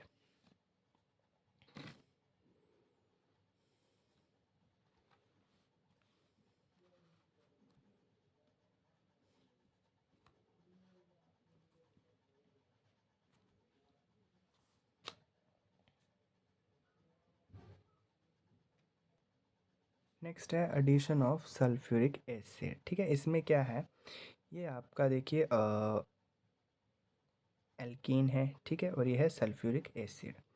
तो ये आपको प्रोडक्ट ये देगा, ऐसे तो कुछ नहीं समझ में आने वाला, हम मैकेनिज्म से समझते हैं। ठीक है, ये है आपका एल्कीन, CH, एक ये H यहाँ, एक यहाँ, और ये यहाँ पे डबल बॉन्ड एल्कीन। ठीक है, अब ये डबल बॉन्ड जो है ये एज अ न्यूक्लियोफाइल, ये जो दो इलेक्ट्रॉन के करेंगे इसके ऊपर अटैक, और जब ये ऑक्सीजन के अटैच हाइड्रोजन को जब ये दो इलेक्ट्रॉन अलग से दे देगा तो ऑक्सीजन क्या बोलेगा, तू मेरे इलेक्ट्रॉन दे दे। ठीक है, गद्दार कहीं का। तो यहाँ से ये इलेक्ट्रॉन यहाँ से खींच लेगा, और यहाँ पे हाइड्रोजन इनमें से किसी एक के साथ अटैच होकर यहाँ पे ये बन जाएगा, और इसके ऊपर क्योंकि ये इस अब देखो इलेक्ट्रॉन इसका भी था और इसका भी था। ठीक है, तो हाइड्रोजन तो इसके साथ अटैच हो गया, इसने इसका इलेक्ट्रॉन लेके इसको दे दिया, तो इसका तो इलेक्ट्रॉन की कमी आ गई, इसके ऊपर पॉजिटिव चार्ज आ गया, और यहाँ पे ऑक्सीजन ने क्योंकि यहाँ से इलेक्ट्रॉन खींच लिया था इसके ऊपर क्या आ जाएगा, नेगेटिव चार्ज। अब नेक्स्ट स्टेप में यही नेगेटिव यहाँ पे इस पॉजिटिव के ऊपर अटैक करेगा। ठीक है, तो ये नेगेटिव यहाँ पे पॉजिटिव पे अटैक करेगा, तो ये अल्टीमेटली जब ये यहाँ अटैक करेगा तो इसमें यही दिखाया हुआ है, ये यहाँ पे अटैक करा तो ये प्रोडक्ट ये यहाँ पे बन के ये तैयार हो गया जैसे ये था यहाँ पे। ठीक है, नेक्स्ट है एडिशन ऑफ वाटर। ठीक है, अब यहाँ पे आपको पता है इसके ऊपर नेगेटिव और इसके ऊपर पॉजिटिव। अब आपसे पूछूँ मैं OH कहाँ अटैच होगा और H+ कहाँ अटैच होगा, आप सोचिए। देखिए OH जो है वो कहाँ अटैच होगा, यहाँ पे, लेकिन सबसे पहले बात आती है H+ का। देखिए अगर ये यहाँ पे जैसे कि ये दिखाया गया है, अगर ये इसके ऊपर अटैक कर दे तो H इसके पास चला जाएगा, और इसका इलेक्ट्रॉन ये इस दो इलेक्ट्रॉन इसके थे, एक इसका था और एक इसका था, तो इसने इसका इलेक्ट्रॉन किसको दे दिया, इस H+ को, तो इसके ऊपर क्या आ जाएगा, पॉजिटिव चार्ज, तो ये फिर टर्शरी कार्बोकेटाइन बन जाएगा। ठीक है, तो यहाँ पे ये देखिए H2O जो है एसिड H+ के साथ रिएक्ट करेगा, H3O+ दे देगा। ठीक है, ये H3O+ क्या करेगा, फिर यहाँ पे देखिए ये जो है ये अपना इलेक्ट्रॉन तो इसने ले लिया, साथ में इसका ये जो इलेक्ट्रॉन था इसके ऊपर दे दिया, तो यहाँ पे पॉजिटिव चार्ज आ गया यहाँ पे। ठीक है, और आपको पता है टर्शरी कार्बोकेटाइन स्टेबल होता है, इसीलिए H+ इसके साथ अटैच हुआ, H+ इसके साथ नहीं अटैच हुआ, क्योंकि ऐसा होगा ही नहीं, क्योंकि यहाँ पे पॉजिटिव चार्ज इसके ऊपर आएगा, तो अल्टीमेटली +I इफेक्ट की वजह से तीन अल्काइल ग्रुप इस पॉजिटिव चार्ज को स्टेबलाइज कर देंगे by giving electron density to its carbocation, ठीक है। तो होगा क्या, अब फिर फर्दर यहाँ पे H2O यहाँ पे अटैक करेगा इसके ऊपर, ठीक है, और ऑक्सीजन के ऊपर फिर से यहाँ पे 3 बॉन्ड हो जाएंगे। तो दो हाइड्रोजन में से कोई एक इलेक्ट्रॉन, कोई किसी एक से क्या करेगा, ये इलेक्ट्रॉन खींच लेगा, अपने तो खींचेगा, साथ साथ इसके भी खींचेगा, और ये यहाँ पे अल्कोहल प्रोडक्ट दे देगा, ठीक है। नेक्स्ट है ऑक्सीडेशन। अब देखिए ऑक्सीडेशन में क्या होगा, एडिशन ऑफ ऑक्सीजन, बट यहाँ पे क्या ओ OH के साथ साथ ऑक्सीडेशन होगी, और हम रिएजेंट यूज़ करेंगे KMnO4 ऑक्सीडाइजिंग एजेंट, ठीक है। तो एक OH यहाँ पे, एक OH यहाँ पे, ठीक है। तो ये बन जाएगा इथेन 1,2 डायोल, ठीक है, सॉरी हाँ, इथेन 1,2 डायोल। नेक्स्ट है ओजोनोलिसिस। अब देखिए ओजोनोलिसिस में क्या होगा, O3 में से एक O तो यहाँ पे ब्रिज की तरह अटैच हो जाएगा, ठीक है, और दो O यहाँ पे ऐसे नीचे लग जाएंगे, ठीक है। अगर जो आप एक बॉन्ड तो देखो ये हट गया इस ब्रिज बनाने में, और एक बॉन्ड यहाँ से हट जाएगा ये यहाँ पे इसको नीचे लगाने में, ठीक है। तो ये ऐसे टूटेगा और ये ऐसे टूटेगा, ठीक है। तो फिर यहाँ पे ये दे देगा प्रोडक्ट आपको मिथेनॉल, और यहाँ पे दे देगा फॉर्मेल्डिहाइड, ठीक है। आपको देखो पता होना चाहिए ये बॉन्ड टूटता कैसे है, एक इलेक्ट्रॉन यहाँ से ये खींचेगा, एक इलेक्ट्रॉन यहाँ से ये, ठीक है। ए सिमिलरली एक इलेक्ट्रॉन यहाँ से ये अपनी तरफ खींचेगा, और एक इलेक्ट्रॉन यहाँ, सिमिलरली ये यहाँ से होगा। तो एक एक्स्ट्रा इलेक्ट्रॉन यहाँ और एक एक्स्ट्रा इलेक्ट्रॉन यहाँ। तो फिर ये ए वाला एक्स्ट्रा इलेक्ट्रॉन इसका, और ये एक्स्ट्रा इलेक्ट्रॉन, तो आपस में ये डबल बॉन्ड बना लेंगे। सिमिलरली यहाँ पे भी ऐसे ही होगा, ये एक इलेक्ट्रॉन एक्स्ट्रा इलेक्ट्रॉन ये खींचेगा, और ये एक्स्ट्रा इलेक्ट्रॉन ये खींचेगा, तो इसके ऊपर अलग से एक्स्ट्रा इलेक्ट्रॉन आ जाएगा। इसने भी यहाँ से खींचा तो इसके ऊपर भी आ जाएगा, ठीक है। तो ये एक इलेक्ट्रॉन आपस में करके ये बॉन्ड बना देंगे, ओके। नेक्स्ट है पॉलीमराइजेशन। पॉलीमराइजेशन में क्या होता है, यहाँ पे देखिए एन अलग अलग मॉलिक्यूल्स लेते हैं, उसको हम हाई टेम्परेचर प्रेशर के साथ हीट करते हैं, तो वो एक चेन सी बना देते हैं, ठीक है। एक से ज़्यादा यहाँ पे एन इथेन जो थी अलग अलग पड़ी हुई थी, हमने इसको हीट किया टेम्परेचर के साथ और कैटालिस्ट ऐड करवाया, ठीक है। तो यहाँ पे ये क्या बन गया, अब ये एन मॉलिक्यूल आपस में साथ में जुड़ गए, ये पहले अलग अलग पड़े थे, अब ये आपस में साथ में चेन बना दी इन्होंने, ठीक है। तो ये और सिंगल बॉन्ड से किस में कन्वर्ट होगा, डबल बॉन्ड में। इसका मतलब ये CH2 यहाँ पे भी लगा है, CH2 यहाँ पे भी लगा है, ऐसे NCH2 लगे हैं, इसको इसलिए N से रिप्रेजेंट कर दिया है, ठीक है। नेक्स्ट है केमिस्ट्री ऑफ एल्काइंस, ठीक है। इसमें देखिए आपको पता है एल्काइंस यानी कि यहाँ पे देखिए ये ऐसे, ठीक है, कार्बन ने ट्रिपल बॉन्ड बनाया है, और यहाँ पे इस वाले कार्बन की हाइब्रिडाइजेशन क्या होगी, sp, ठीक है। तो टोटल यहाँ पे 4 sp, सॉरी माफ़ कीजिएगा, एक कार्बन के 2 sp हाइब्रिडाइज, दो में से कोई एक किसी दूसरे वाले के साथ सिग्मा बॉन्ड बनाएगा, और कोई दूसरा sp हाइड्रोजन के साथ सिग्मा बनाएगा, ठीक है। और यहाँ पे दो अनहाइब्रिडाइज्ड p ऑर्बिटल जो हैं वो क्या बनाएंगे, पाई बॉन्ड बनाएंगे, ठीक है। तो पाई बॉन्ड अल्काइंस में आपसे कोई पूछे कितने होते हैं, 2, और सिग्मा कितने होते हैं, 3, ठीक है। और कार्बन और हाइड्रोजन की बॉन्ड लेंथ 106 पिकोमीटर, और carbon carbon triple bond length 120 picometre, and carbon single bond and triple bond के बीच ये जो एंगल है वो होगा 120 डिग्री, ओके। और यहाँ पे देखा जाए तो यहाँ पे भी ऑब्वियसली 120 डिग्री ही होगा। नेक्स्ट है इसके IUPAC नेम। अब देखिए सबसे पहले जो IUPAC जो होगी वो ट्रिपल बॉन्ड को जाएगी, ठीक है। तो यहाँ पे हो जाएगा हेक्स 1 आइन एंड 5 इन, ठीक है। तो ये यहाँ पे डबल बॉन्ड को 5 फिफ्थ नंबरिंग, तो है ये 5th पोजीशन पे इन है, तो हेक्स 5 इन एंड 1 आइन, ठीक है। सिमिलरली इसका क्या नाम होगा, इसकी भी नंबरिंग कहाँ से शुरू करेंगे, 1 2 3 एंड 4, माफ़ कीजिएगा इसका नहीं, ये तो इसी का ही हिस्सा है, ये तो यही है, ये तो यही है, ये तो यही एक दो मतलब जॉइंट दिखा रहा है, ठीक है। तो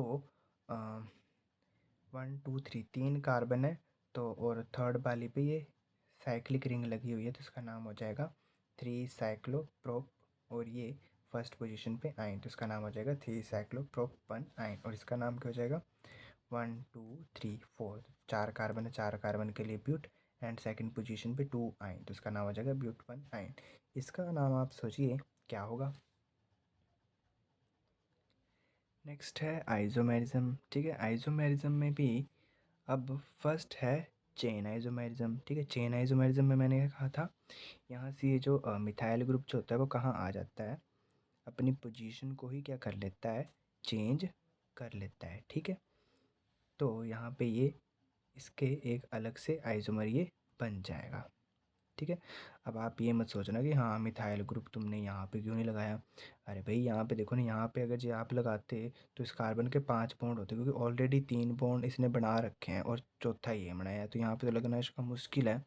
इसलिए यहाँ से उठ के ये यहाँ पे आ जाएगा, यानी कि इसके साथ वाले कार्बन पे। ठीक है, नेक्स्ट है पोजीशन। पोजीशन में मैंने बोला था आप बॉन्ड की ही पोजीशन को चेंज कर दो, तो ये यहाँ उसे उठ के यहाँ पे आ जाएगा। ठीक है, नेक्स्ट है फंक्शनल आइसोमेरिज्म। फंक्शनल में क्या होगा, आप मतलब जो ट्रिपल बॉन्ड है उसको डबल में कन्वर्ट कर दीजिए। ठीक है, ये यहाँ पे था तो इसको उठा के हमने यहाँ पे लगा दिया। ठीक है, मतलब इसी को ही फंक्शनल ग्रुप को ही बदल के रख दिया। बट याद ध्यान रखें, केमिकल फार्मूला या फिर कहीं मॉलिक्यूलर फार्मूला चेंज नहीं होना चाहिए। ठीक है, तो यहाँ पे देख लीजिएगा, same he chemical formula and molecular formula होगा, और अगला क्या बनेगा, ये बनेगा। ठीक है, पहले हमने इसको उठा के यहाँ रख दिया तो ये बन गया, और फिर इसको उठा के यहाँ लेके आ गए तो बन गया ये। ठीक है, नेक्स्ट है रिंग चेन आइसोमेरिज्म। देखिए यहाँ पे क्या होगा, ये ये क्या होगा, यहाँ से ये ट्रिपल बॉन्ड किस में, जब चेन में जाएगा तो किस में आ जाएगा, डबल में, क्योंकि ट्रिपल बॉन्ड के साथ चेन थोड़ा मुश्किल हो जाता है, क्योंकि कार्बन जो है वो 4 बॉन्ड बनाता है। अगर ट्रिपल बॉन्ड में आया, देखिए एक यहाँ पे लगेगा, एक यहाँ पे कार्बन लगेगा। ठीक है, और ये ऐसे तो ऐसे थोड़ा होना वैसे हो भी जाता है, बट ऐसे कुछ नहीं है। बट अगर आप ऐसे करेंगे तो उसके मतलब आप अगर यहाँ पे इसको उठा के यहाँ पे लगा दें और इसको यहाँ कर दें तो उसका मॉलिक्यूलर फार्मूला ही बदल जाएगा पूरा का पूरा। ठीक है, इसीलिए इसको ट्रिपल से डबल में ही कन्वर्ट करना ठीक रहेगा, क्योंकि अगर जो आप ऐसे इसको मतलब इस यहाँ से इसको एच हटा दें, यहाँ से एच लगा दें और इसको ऐसे बना दें ना, अगर जो आप सोचें कि हाँ इसको ऐसे करके कर दिया जाए, तो यहाँ पे देखिए 2 हाइड्रोजन एलिमिनेट हो गए अगर मॉलिक्यूलर फार्मूला बदल चुका होगा, और ये फिर आपका आइसोमर नहीं रहेगा। इसीलिए इसको ट्रिपल से डबल में ही कन्वर्ट ऐसे करना पड़ेगा। ठीक है, नेक्स्ट है प्रिपरेशन ऑफ अल्काइंस। ओके, सबसे पहले है कैल्शियम कार्बाइड। देखिए सबसे पहले तो आप कैल्शियम कार्बाइड ही बनाइए। कैसे, यहाँ पे ये कैल्शियम कार्बोनेट लेंगे। ठीक है, इसको हीट करेंगे, कैल्शियम ऑक्साइड और ऑक्सीजन में स्प्लिट हो जाएगा। ठीक है, फिर ये कैल्शियम ऑक्साइड 3 कार्बन के साथ रिएक्ट करेगा और ये कैल्शियम कार्बाइड बना देगा। फिर ये इस कैल्शियम कार्बाइड को आप वाटर के साथ रिएक्ट करिए, तब जाके ये एल्काइन यानी कि इथाइन हमको प्रोडक्ट देगा। नेक्स्ट है बिसिनल डाइहैलाइड। यहाँ से क्या होगा, देखिए फिर KOH आ गया। अब मैंने कहा है OH के साथ जब भी पोटेशियम हो तो वो OH एज ए न्यूक्लियोफाइल काम करता है। न्यूक्लियोफाइल यानी कि H+ को अब्स्ट्रैक्ट करेगा। ठीक है, ठीक है, तो यहाँ पे KBr तो निकल जाएगा, और यहाँ OH क्या करेगा, इस वाले इस कार्बन से, देखिए यहाँ पे पॉजिटिव चार्ज आया कार्बन के ऊपर पॉजिटिव, तो अब इस वाले यहाँ से हाइड्रोजन निकालना बहुत मुश्किल है। ठीक है, तो OH क्या करेगा, इस H+ को यहाँ से खींचेगा और ये आपको प्रोडक्ट दे देगा। फिर हम क्या लेंगे, सोडियम अमाइन लेंगे। ठीक है, यहाँ से क्या करेगा, Na क्या करेगा, इस ब्रोमीन के साथ NaBr अलग दे देगा। ठीक है, और जब इसके अपोजिट वाले हाइड्रोजन के साथ ही NH2 यहाँ पे चला जाएगा। ठीक है, और NH3 दे देगा और ये बन जाएगा एल्काइन। अगला है डी हेलोजिनेशन ऑफ हेलोफॉर्म। देखिए यहाँ पे क्या होगा, क्लोरोफॉर्म 1 और क्लोरोफॉर्म 2, इसको हम रिएक्ट करवाएंगे 6 मोल्स ऑफ Ag के साथ, तो ये दे देगा इथाइन, और 6 मोल्स ऑफ AgCl। ठीक है, यहाँ पे 6 Ag 3 Cl, ये 3 Cl ये, तो एक AgCl वाइट प्रेसिपिटेट बन के 6 मोल्स ऑफ AgCl यहाँ पे दे देगा। सिमिलरली अब यहाँ पे Cl की जगह क्या ले लिया, I3 ले लिया। ठीक है, आइडोफॉर्म, तो ये करेगा 6 Ag और 3 I यहाँ पे अलग से, ये 6 AgI बना देगा और ये इथाइन बन जाएगा। ओके, नेक्स्ट है फिज़िकल प्रॉपर्टीज़। फिज़िकल प्रॉपर्टीज़ में सबसे पहले state and physical state and smell ही आती है, देखी जाती है। तो यहाँ पे देखिए सेम वही बात, जो first three member ethyne, propyne, butyne, ये सब क्या होंगे, गैसेस होंगे। एंड नेक्स्ट 8 जो होंगी वो लिक्विड होंगी, एंड हायर वन जो होंगी वो सॉलिड होंगी। सेम जैसे पीछे इथेन की कई कैरेक्टरिस्टिक स्मेल थी, यहाँ पे भी इथाइन की कैरेक्टरिस्टिक स्मेल होगी, किसकी, गार्लिक स्मेल, ठीक है। और बाकी जितनी भी गैसेस जो होती हैं वो ऑर्डरलेस होती हैं इथाइन के अलावा, ठीक है। नेक्स्ट है सोल्यूबिलिटी। अब देखिए सोल्युबिलिटी के ऊपर देखा जाए तो एल्काइंस जो होती हैं वो वीकली पोलर होती हैं। क्यों? यहाँ पे देखिए कार्बन की हाइब्रिडाइजेशन sp है, तो क्योंकि sp है मतलब परसेंटेज s ज़्यादा, और परसेंटेज s ज़्यादा तो पार्शियल नेगेटिव चार्ज यहाँ पे ज़्यादा, क्योंकि आपको पता हो s ऑर्बिटल न्यूक्लियस के पास होता है तो वो इलेक्ट्रॉन को अच्छे से अट्रैक्ट करके रखेगा, ठीक है। तो इसके भी इलेक्ट्रॉन अट्रैक्ट करके रखेगा, इसके ऊपर थोड़ा सा पार्शियल नेगेटिव आ जाएगा और इसके ऊपर पार्शियल पॉजिटिव आ जाएगा। तो इसके लिए ये कहा गया ये वीकली पोलर है, बट इतने ज़्यादा भी नहीं है, ठीक है, वीकली पोलर है, ठीक है। और आगे जो है ये कहा गया वाटर से लाइटर हल्के ही होते हैं, और इमिसिबल वाटर मतलब वाटर के साथ रिएक्ट नहीं कर पाते, भले ही पोलर हैं बट इतने भी पोलर नहीं है कि हाँ वो वाटर के साथ इतना अच्छा पोलर सॉल्वेंट के साथ उसके साथ रिएक्ट कर सकें, ठीक है। मतलब उसके साथ मिक्स हो सके, सोल्यूबल हों उसमें। ये सोल्यूबल है सिर्फ ऑर्गेनिक सॉल्वेंट में होता है, जैसे कि बेंजीन और CCl4 पे जैसे, ठीक है। नेक्स्ट है मेल्टिंग एंड बॉइलिंग पॉइंट।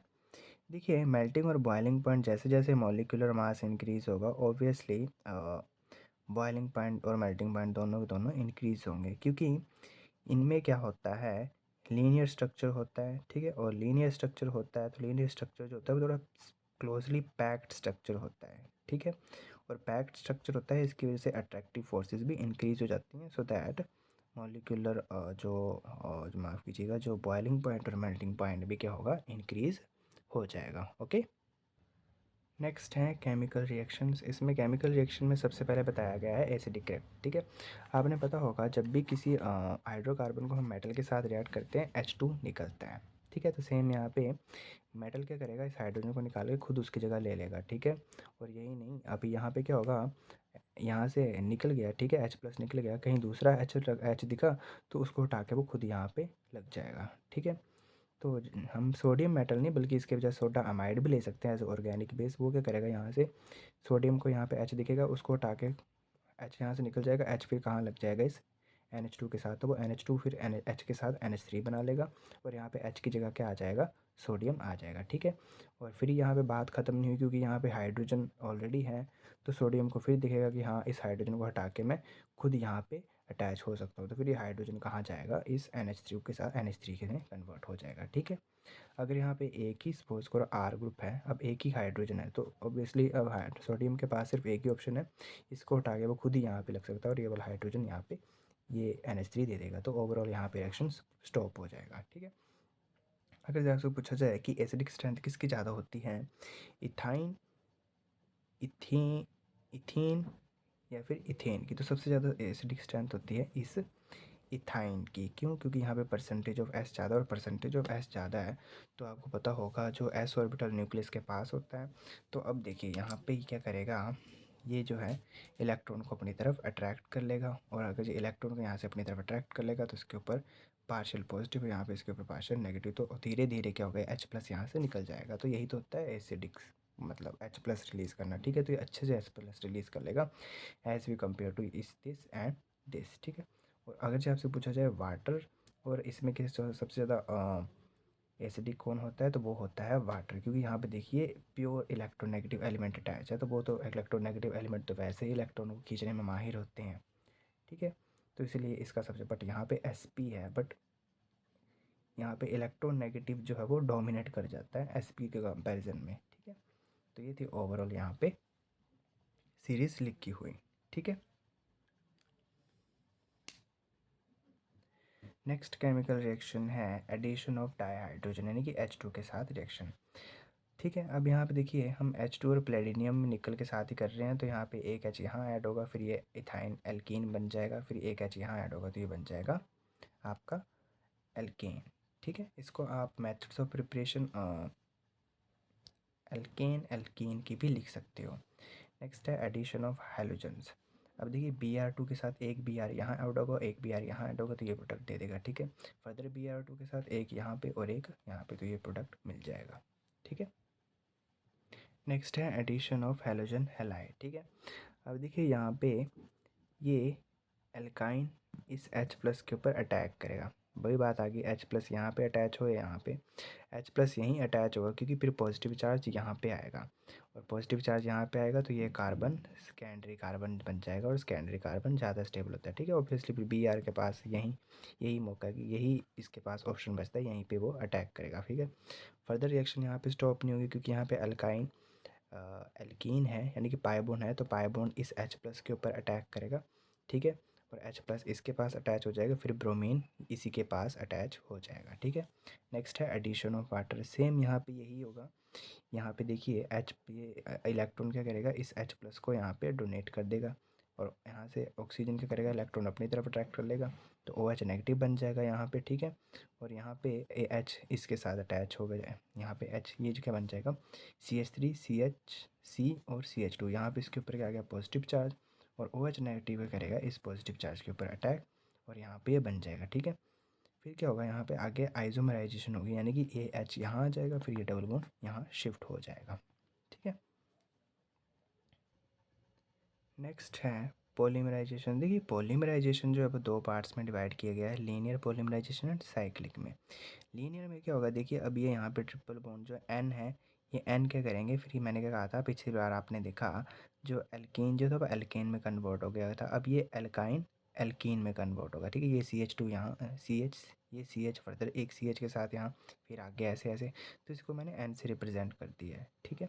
अब यहाँ पे क्या ये है 3 मोल्स ऑफ एल्काइंस लिए, इथाइंस लिए, इसको रेड हॉट ट्यूब में डाला और कैटलिस्ट ऐड किया, ये बना देगा बेंजीन, ठीक है। कैसे, यहाँ पे देखिएगा, ये यहाँ पे आ जाएगा और ये यहाँ पे और ये यहाँ पे, तो ये बन जाएगा, ठीक है। और सिमिलरली ये भी बिल्कुल ऐसे है, ये यहाँ पे, ये यहाँ पे और ये यहाँ पे, तो ये बन जाएगा रेड हॉट। हम इसमें लेंगे, हम रेड हॉट आयरन लेंगे, उसमें हम इसको डालेंगे, ठीक है। नेक्स्ट है एरोमेटिक हाइड्रोकार्बन, ठीक है, इनको हम एरीन्स भी बोलते हैं। एरोमेटिक में IUPAC में अगर जो नेमिंग पता पूछी जाए आपसे, इसको क्या बोलते हैं, बेंजीन, और बेंजीन के ऊपर ये इथाइल ग्रुप लगा है, इसको क्या बोलते हैं, इथाइल बेंजीन। और यहाँ पे 2 CH3 ग्रुप अटैच है, तो इसको हम क्या बोलेंगे, 1,2 डाइमिथाइल बेंजीन, इसको ऑक्साइलिन भी बोला जाता है, क्योंकि ऑर्थो पोजीशन पे लगा है। और इसका नाम क्या हो जाएगा, 1 2 3 4 5 6, तो 1,3,5 ट्राइमिथाइल बेंजीन, ठीक है। अब आगे है इसका स्टेबिलिटी एंड स्ट्रक्चर। अब देखिए इसमें क्या बताया गया है कि जो बेंजीन रिंग जो है वो सब्स्टिट्यूशन रिएक्शन ही शो करते हैं, एडिशन रिएक्शन नहीं। अगर ये एडिशन रिएक्शन शो करते हैं तो यहाँ पे देखिए इनकी एरोमेटिसिटी ही डिस्ट्रॉय हो जाएगी। एरोमेटिसिटी मतलब double single double single double. अब यहाँ पे देखिए single sorry double single double single single single, तो यहाँ पे इसकी एरोमेटिसिटी डिस्ट्रॉय होगी, इसलिए ये एडिशन रिएक्शन शो नहीं करेगा, सब्स्टिट्यूशन रिएक्शन ही शो करेगा, ओके। नेक्स्ट यहाँ पे रेजोनेंस स्ट्रक्चर को एक्सप्लेन किया गया है, ठीक है। सबसे पहले यहाँ पे देखिए रेजोनेंस स्ट्रक्चर में क्या पाया गया है कि जो कार्बन कार्बन बॉन्ड लेंथ जो है बेंजीन रिंग में, वो डबल और सिंगल बॉन्ड के बीच लाई कर, यानी कि इंटरमीडिएट होती है, कार्बन कार्बन सिंगल बॉन्ड और डबल बॉन्ड के बीच, ठीक है। और दूसरा क्या पाया गया है रेजोनेटिंग स्ट्रक्चर में, जो पाई इलेक्ट्रॉन जो है वो बिखरे हुए पड़े हैं, ठीक है, बिखरे हुए पड़े हैं, यहाँ पे भी और इक्वली डिस्ट्रीब्यूटेड है हर जगह, यानी कि डीलोकलाइज्ड है, ठीक है। सेकंड पॉइंट में यही समझाया गया है। और थर्ड में क्या पाया, थर्ड में क्या एक्सप्लेन करने की कोशिश की जा रही है कि यहाँ पे जो ये जो प्रोडक्ट जो है ये सिंगल प्रोडक्ट ही है, क्योंकि जब इसको केमिकल रिएक्शन के साथ रिएक्ट करवाया जाता है तो अलग अलग प्रोडक्ट मिलता है, लेकिन बाद में क्यूकिल के द्वारा ये बताया गया कि ये जो प्रोडक्ट जो है वो सेम ही प्रोडक्ट है। हो क्या रहा है, अलग अलग इसलिए देखने को मिल रहा है क्योंकि यहाँ पे रेजोनेंस हो रही है, यानी कि यहाँ पे जो डबल बॉन्ड जो है ये आगे पीछे आगे पीछे आगे पीछे हो ही जा रहा है, मतलब ऐसे ही रेजोनेंस में पार्टिसिपेट कर रहा है, ठीक है। इसीलिए जो यहाँ पे ये कहा गया है डबल बॉन्ड यहाँ पे फिक्स नहीं है, ओवरऑल घूमता जा रहा है हर जगह, ठीक है। इसीलिए जो है ये सेम ही प्रोडक्ट है, ये भी सेम है और ये भी सेम है, ठीक है। नेक्स्ट है मॉडर्न कंसेप्ट और ऑर्बिटल पिक्चर ऑफ बेंजीन। देखिए आपको पता है कार्बन में बेंजीन रिंग में कार्बन की हाइब्रिडाइजेशन sp2 होती है।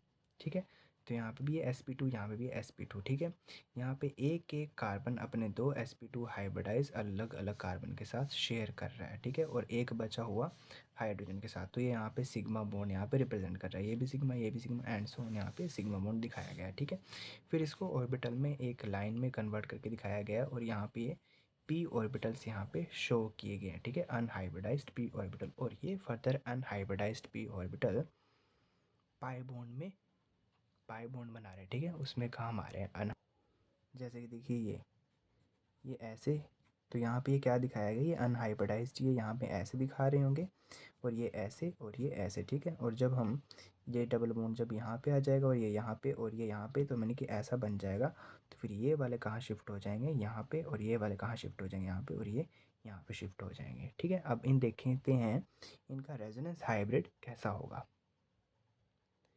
तो ये रहा इसका रेजोनेंस हाइब्रिड ऐसे। ठीक है, इसका भी मतलब यही होता है ना, यहाँ पे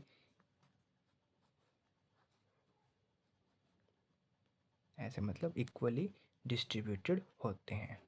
ओके, नेक्स्ट है एरोमेटिसिटी की डेफिनेशन लिखी हुई है। यहाँ पे क्या होता है, ऐसे कंपाउंड जहाँ पे ऑल्टरनेट डबल सिंगल बॉन्ड आपको देखने को मिले साइक्लिक स्ट्रक्चर में, उसी को ये क्या कहा जाता है, एरोमेटिसिटी। ठीक है, और यहाँ पे आगे और क्या खासियत बताई गई है कि वो ऐसे जो एरोमेटिक कंपाउंड होते हैं वो सब्सटीट्यूशन रिएक्शन ही शो करते हैं एडिशन के बजाय। ठीक है, इसी कैरेक्टरिस्टिक बिहेवियर को एरोमेटिक कैरेक्टर या फिर एरोमेटिसिटी बताया जाता है। ठीक है, अब यहाँ पे मेन इंपॉर्टेंट फीचर्स को जो है वो एरोमेटिसिटी के एक्सप्लेन किए गए हैं। सबसे पहले क्या होता है कि जो भी आपका एरोमेटिक कंपाउंड होगा वहाँ पे पाए इलेक्ट्रॉन जो होंगे वो स्प्रेड होंगे, यानी कि डीलोकलाइज्ड होंगे, और दूसरा प्लेनर होगा। ठीक है, रिंग शुड भी प्लेनर होनी चाहिए, यानी कि हर एक कार्बन की हाइब्रिडाइजेशन sp2 होनी चाहिए। ओके, नेक्स्ट है 4n+2 पाई रूल।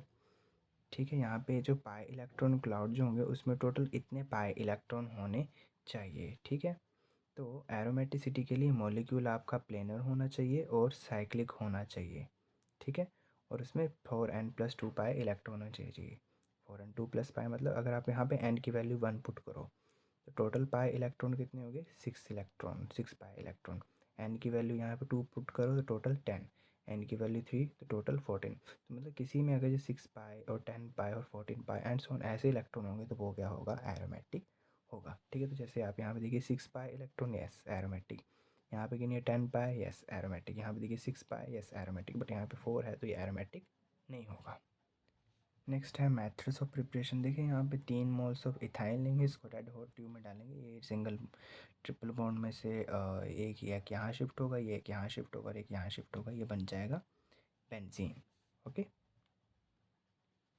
नेक्स्ट है डी कार्बोक्सिलेशन ऑफ एरोमेटिक। ठीक है, डी कार्बोक्सिलेशन में आपने पीछे भी कुछ रिएक्शन किए, होता क्या है यहाँ पे COONA और यहाँ से NaOH में से ये NaO। ठीक है, आपस में साइड प्रोडक्ट बन जाएगा ये Na2CO3। ठीक है, और यहाँ पे ये बेंजीन और ये H आपस में आके बेंजीन रिंग बना देगा। ठीक है, नेक्स्ट है रिडक्शन ऑफ फिनॉल। अब यहाँ पे देखिए जो फिनॉल जो है जिंक के साथ जब आप इसको रिएक्ट करवाओगे ये इसको एब्सॉर्ब करके ऑक्सीजन के साथ ये बॉन्ड बना लेगा, और H जो होगा वो यहाँ पे अटैच हो जाएगा। ठीक है, नेक्स्ट है इसकी फिजिकल प्रॉपर्टीज़। तो फर्स्ट फिजिकल प्रॉपर्टी जो है, benzene is a colourless liquid. ठीक है, कलरलेस लिक्विड होते हैं, और हायर वन जो होते हैं इसके सॉलिड होते हैं और उनकी कैरेक्टरिस्टिक स्मेल होती है। और जो एरोमेटिक हाइड्रोकार्बन जो होते हैं वो इमिसिबल विद वाटर, मतलब वाटर के साथ वो सोल्यूबल नहीं होते हैं, बट ऑर्गेनिक सॉल्वेंट के साथ वो सोल्यूबल होते हैं। और बाकी जो है दे आर इनफ्लामेबल। ठीक है, इनफ्लामेबल मतलब जो जल्दी से आग पकड़ ले। ठीक है, और जैसे ही आप उनको बर्न करें तो सूटी फ्लेम देते हैं। ठीक है, सूटी फ्लेम बिल्कुल वैसी होती है जैसे कभी कभार आपने घर में धूप वगैरह जलाया हो, तो वहाँ से जो धूम मतलब आग जो धूप में जलती है उसी को हम सूटी फ्लेम बोलते हैं। ठीक है, और मेल्टिंग पॉइंट और बॉइलिंग पॉइंट जो है, जैसे जैसे आप मॉलिक्यूलर मास इंक्रीज़ करते जाएंगे तो और मेल्टिंग और बॉइलिंग पॉइंट भी क्या होगा, इंक्रीज़ होगा। क्यों, क्योंकि यहाँ पे वंडर वाल फोर्सेस भी क्या होंगी, इंक्रीज़ होंगी। ओके, नेक्स्ट है, आपसे पेपर में क्वेश्चन पूछा जा सकता है कि कौन से वाले आइसोमर का बॉइलिंग पॉइंट जो होगा वो ज़्यादा होगा। माफ़ कीजिएगा मेल्टिंग पॉइंट, तो पी आइसोमर का ज़्यादा होगा क्योंकि यहाँ पे अनसिमेट्रिकल, आप सेंटर पे खड़े हो जाइए, आगे भी कोई कंपाउंड लगा होगा और यहाँ पे भी कोई कंपाउंड लगा होगा, तो इस वाले का बॉइलिंग पॉइंट जो होगा वो ज़्यादा होगा पैरा आइसोमर का, ठीक है, क्योंकि वो सिमेट्रिकल है। एंड लास्ट हैं they are toxic and carcinogenic, मतलब टॉक्सिक तो आपको पता है जहरीले है, कार्सिनोजेनिक जो होता है यानी कि जो कैंसर प्रोड्यूस करते हैं, ठीक है। नेक्स्ट है केमिकल प्रॉपर्टीज़। ये तो पहले बता दिया था कि aromatic reactor substitution reaction show करते हैं, एडिशन नहीं शो करते, ठीक है। सबसे पहले सब्स्टिट्यूशन में आता है हैलोजिनेशन। हम क्या करेंगे, बेंजीन में हैलोजन ऐड करवाया तो क्या दे देगा, क्लोरोबेंजीन। इसकी मैकेनिज्म भी देख लीजिए कि स्टेप फर्स्ट में क्या होता है, फॉर्मेशन ऑफ इलेक्ट्रोफाइल, ठीक है। तो यहाँ पे क्या होगा, ये किसी क्लोरीन के ऊपर पार्शियल पॉजिटिव, किसी क्लोरीन के ऊपर पार्शियल पार्शियल नेगेटिव, तो ठीक है। ये क्या करेगा, इस आयरन, यानी कि आयरन तो मेटल है, ये ऑब्वियसली ये इलेक्ट्रॉन कहाँ जाएंगे, इस मेटल के ऊपर अटैक करेगा, तो ये बन जाएगा FeCl4 और Cl+ बन जाएगा। तो यहाँ पे हाँ हमारा इलेक्ट्रोफाइल जनरेट हो गया है। दैन सेकंड स्टेप में क्या होगा, फॉर्मेशन ऑफ इंटरमीडिएट कार्बोकेटाइन, ठीक है। अब होगा क्या, बेंजीन रिंग के ऊपर जो पाई इलेक्ट्रॉन जो होंगे वो अटैक करेंगे इस Cl के ऊपर, ठीक है। तो अभी Cl के ऊपर जैसे ही अटैक करेंगे, यहाँ पर आपको पता है एक हाइड्रोजन तो होता ही है, तो यहाँ पे ये इलेक्ट्रॉन यहाँ अटैक कर देंगे, यानी कि ये 2 इलेक्ट्रॉन कार्बन क्या करेगा, इस बेंजीन रिंग को देगा, तो इलेक्ट्रॉन तो इसका भी था, तो इसके ऊपर क्या आ जाएगा, पॉजिटिव चार्ज, ठीक है। होगा क्या, फिर ये डबल बॉन्ड यहाँ से उठ के यहाँ आ जाएगा, तो यहाँ पॉजिटिव चार्ज आ जाएगा, फिर ये डबल बॉन्ड यहाँ से उठ को यहाँ आ जाएगा, तो फिर ये पॉजिटिव चार्ज यहाँ शिफ्ट हो जाएगा। तो ओवरऑल देखा जाए तो पॉजिटिव चार्ज हमको यहाँ से लेकर यहाँ तक हर जगह देखने को मिल रहा है, तो इसलिए इसको हमने ऐसे रिप्रेजेंट कर दिया, ठीक है। नेक्स्ट है step 3, intermediate carbocation loses proton. तो यहाँ से क्या होगा, ये जो इंटरमीडिएट कार्बोकेटाइन जो है ये प्रोटोन को लूज करेगा, कैसे, FeCl4 भी क्या करेगा, एज ए न्यूक्लियोफाइल इस H+ के ऊपर अटैक।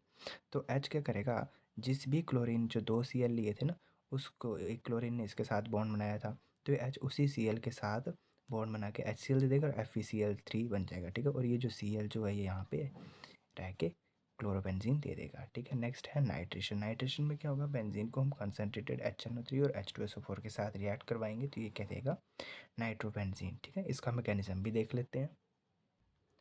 स्टेप फर्स्ट तो सेम ही रहेगा, formation of electrophile. H2SO4 acid है, काम क्या है, H+ को डोनेट करना। अब ये H+ क्या करेगा, HNO3 के साथ ऑक्सीजन के साथ रिएक्ट, तो ये बन जाएगा, ठीक है। अब अगेन ऑक्सीजन के ऊपर ने 3 बॉन्ड बना लिए, पॉजिटिव चार्ज आएगा, अनस्टेबल होगा, यहाँ से 2 इलेक्ट्रॉन क्या करेगा, ऑक्सीजन अपनी तरफ अट्रैक्ट, H2O अलग और ये NO2+ अलग, ठीक है। यहाँ पे देखिए फॉर्मेशन ऑफ इंटरमीडिएट कार्बोकेटाइन, ठीक है। फिर से यहाँ से बेंजीन रिंग के पाई इलेक्ट्रॉन में से जो NO+ जो था, नाइट्रोजन के ऊपर पॉजिटिव चार्ज था, क्योंकि ऑक्सीजन ने नाइट्रोजन के साथ डबल बॉन्ड बना लिया था, ठीक है।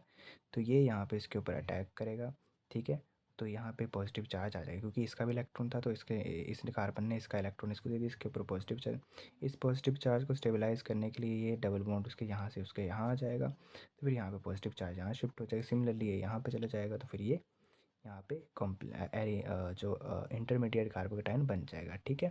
देन स्टेप 3 में फिर से इंटरमीडिएट या कार्बोकेटाइन प्रोटॉन लूज करेगा, HSO4 नेगेटिव क्या करेगा, इस H को अपनी तरफ अट्रैक्ट, और H क्या बोलेगा, ले तू मेरे इलेक्ट्रॉन भी ले ले और अपना इलेक्ट्रॉन तो रख ही ले, ठीक है। तो फिर यहाँ पे वापस अपनी एरोमेटिसिटी रीगेन कर लेगा और ये नाइट्रोबेंजीन बन जाएगा, ठीक है। नेक्स्ट है सल्फोनेशन। तो सल्फोनेशन में क्या होगा, बेंजीन H2SO4 और सल्फर डाइऑक्साइड के साथ रिएक्ट करके ये यहाँ पे ये प्रोडक्ट आपको बना के दे देगा, ठीक है। इसमें मैकेनिज्म देखिए, अगेन सबसे पहले वही होगा, फॉर्मेशन ऑफ इलेक्ट्रोफाइल। H2SO4 खुद में ही 2 मोल्स में डिसोशिएट होगा H3O+ और HSO4 नेगेटिव और SO3। अब H2SO4 में याद रखना, जब भी सल्फोनेशन होगा, ठीक है, तो ये क्या होगा, बेंजीन रिंग इसके ऊपर अटैक करेगा, यानी कि अपने इलेक्ट्रॉन किसको दे देगा, सल्फ़र को दे देगा, ठीक है। फिर यहाँ से इसके ऊपर पॉजिटिव चार्ज आएगा, सेम वही, इस पॉजिटिव चार्ज को कंप्लीट करने के लिए 2 इलेक्ट्रॉन यहाँ शिफ्ट होंगे, पॉजिटिव चार्ज यहाँ आएगा, फिर ये यहाँ शिफ्ट होंगे, पॉजिटिव चार्ज यहाँ आ जाएगा, ठीक है। तो ये एक इंटरमीडिएट सा बन जाएगा, ठीक है। अगेन यहाँ पे HSO4 नेगेटिव क्या करेगा, इस H+ को अटैक करेगा, अब्स्ट्रैक्ट करेगा, ठीक है।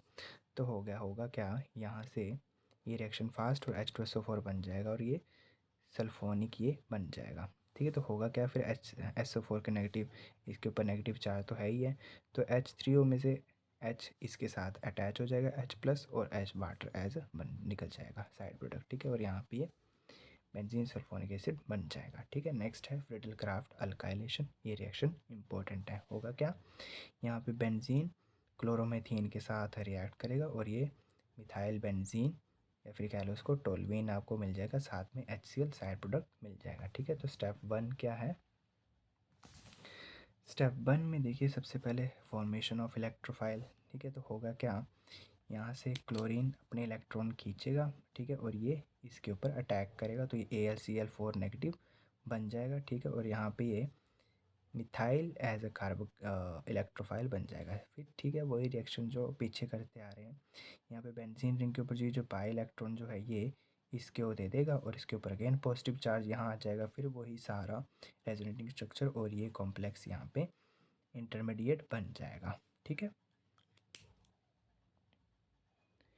फिर क्या होगा, AlCl4 जो यहाँ पे बना था ये एज अ न्यूक्लियोफाइल इस H को अब्स्ट्रैक्ट कर लेगा, यानी कि जो Cl इसके साथ अटैच हुआ था ना वही Cl इसके साथ HCl बना देगा और AlCl3 अलग बन जाएगा, ठीक है।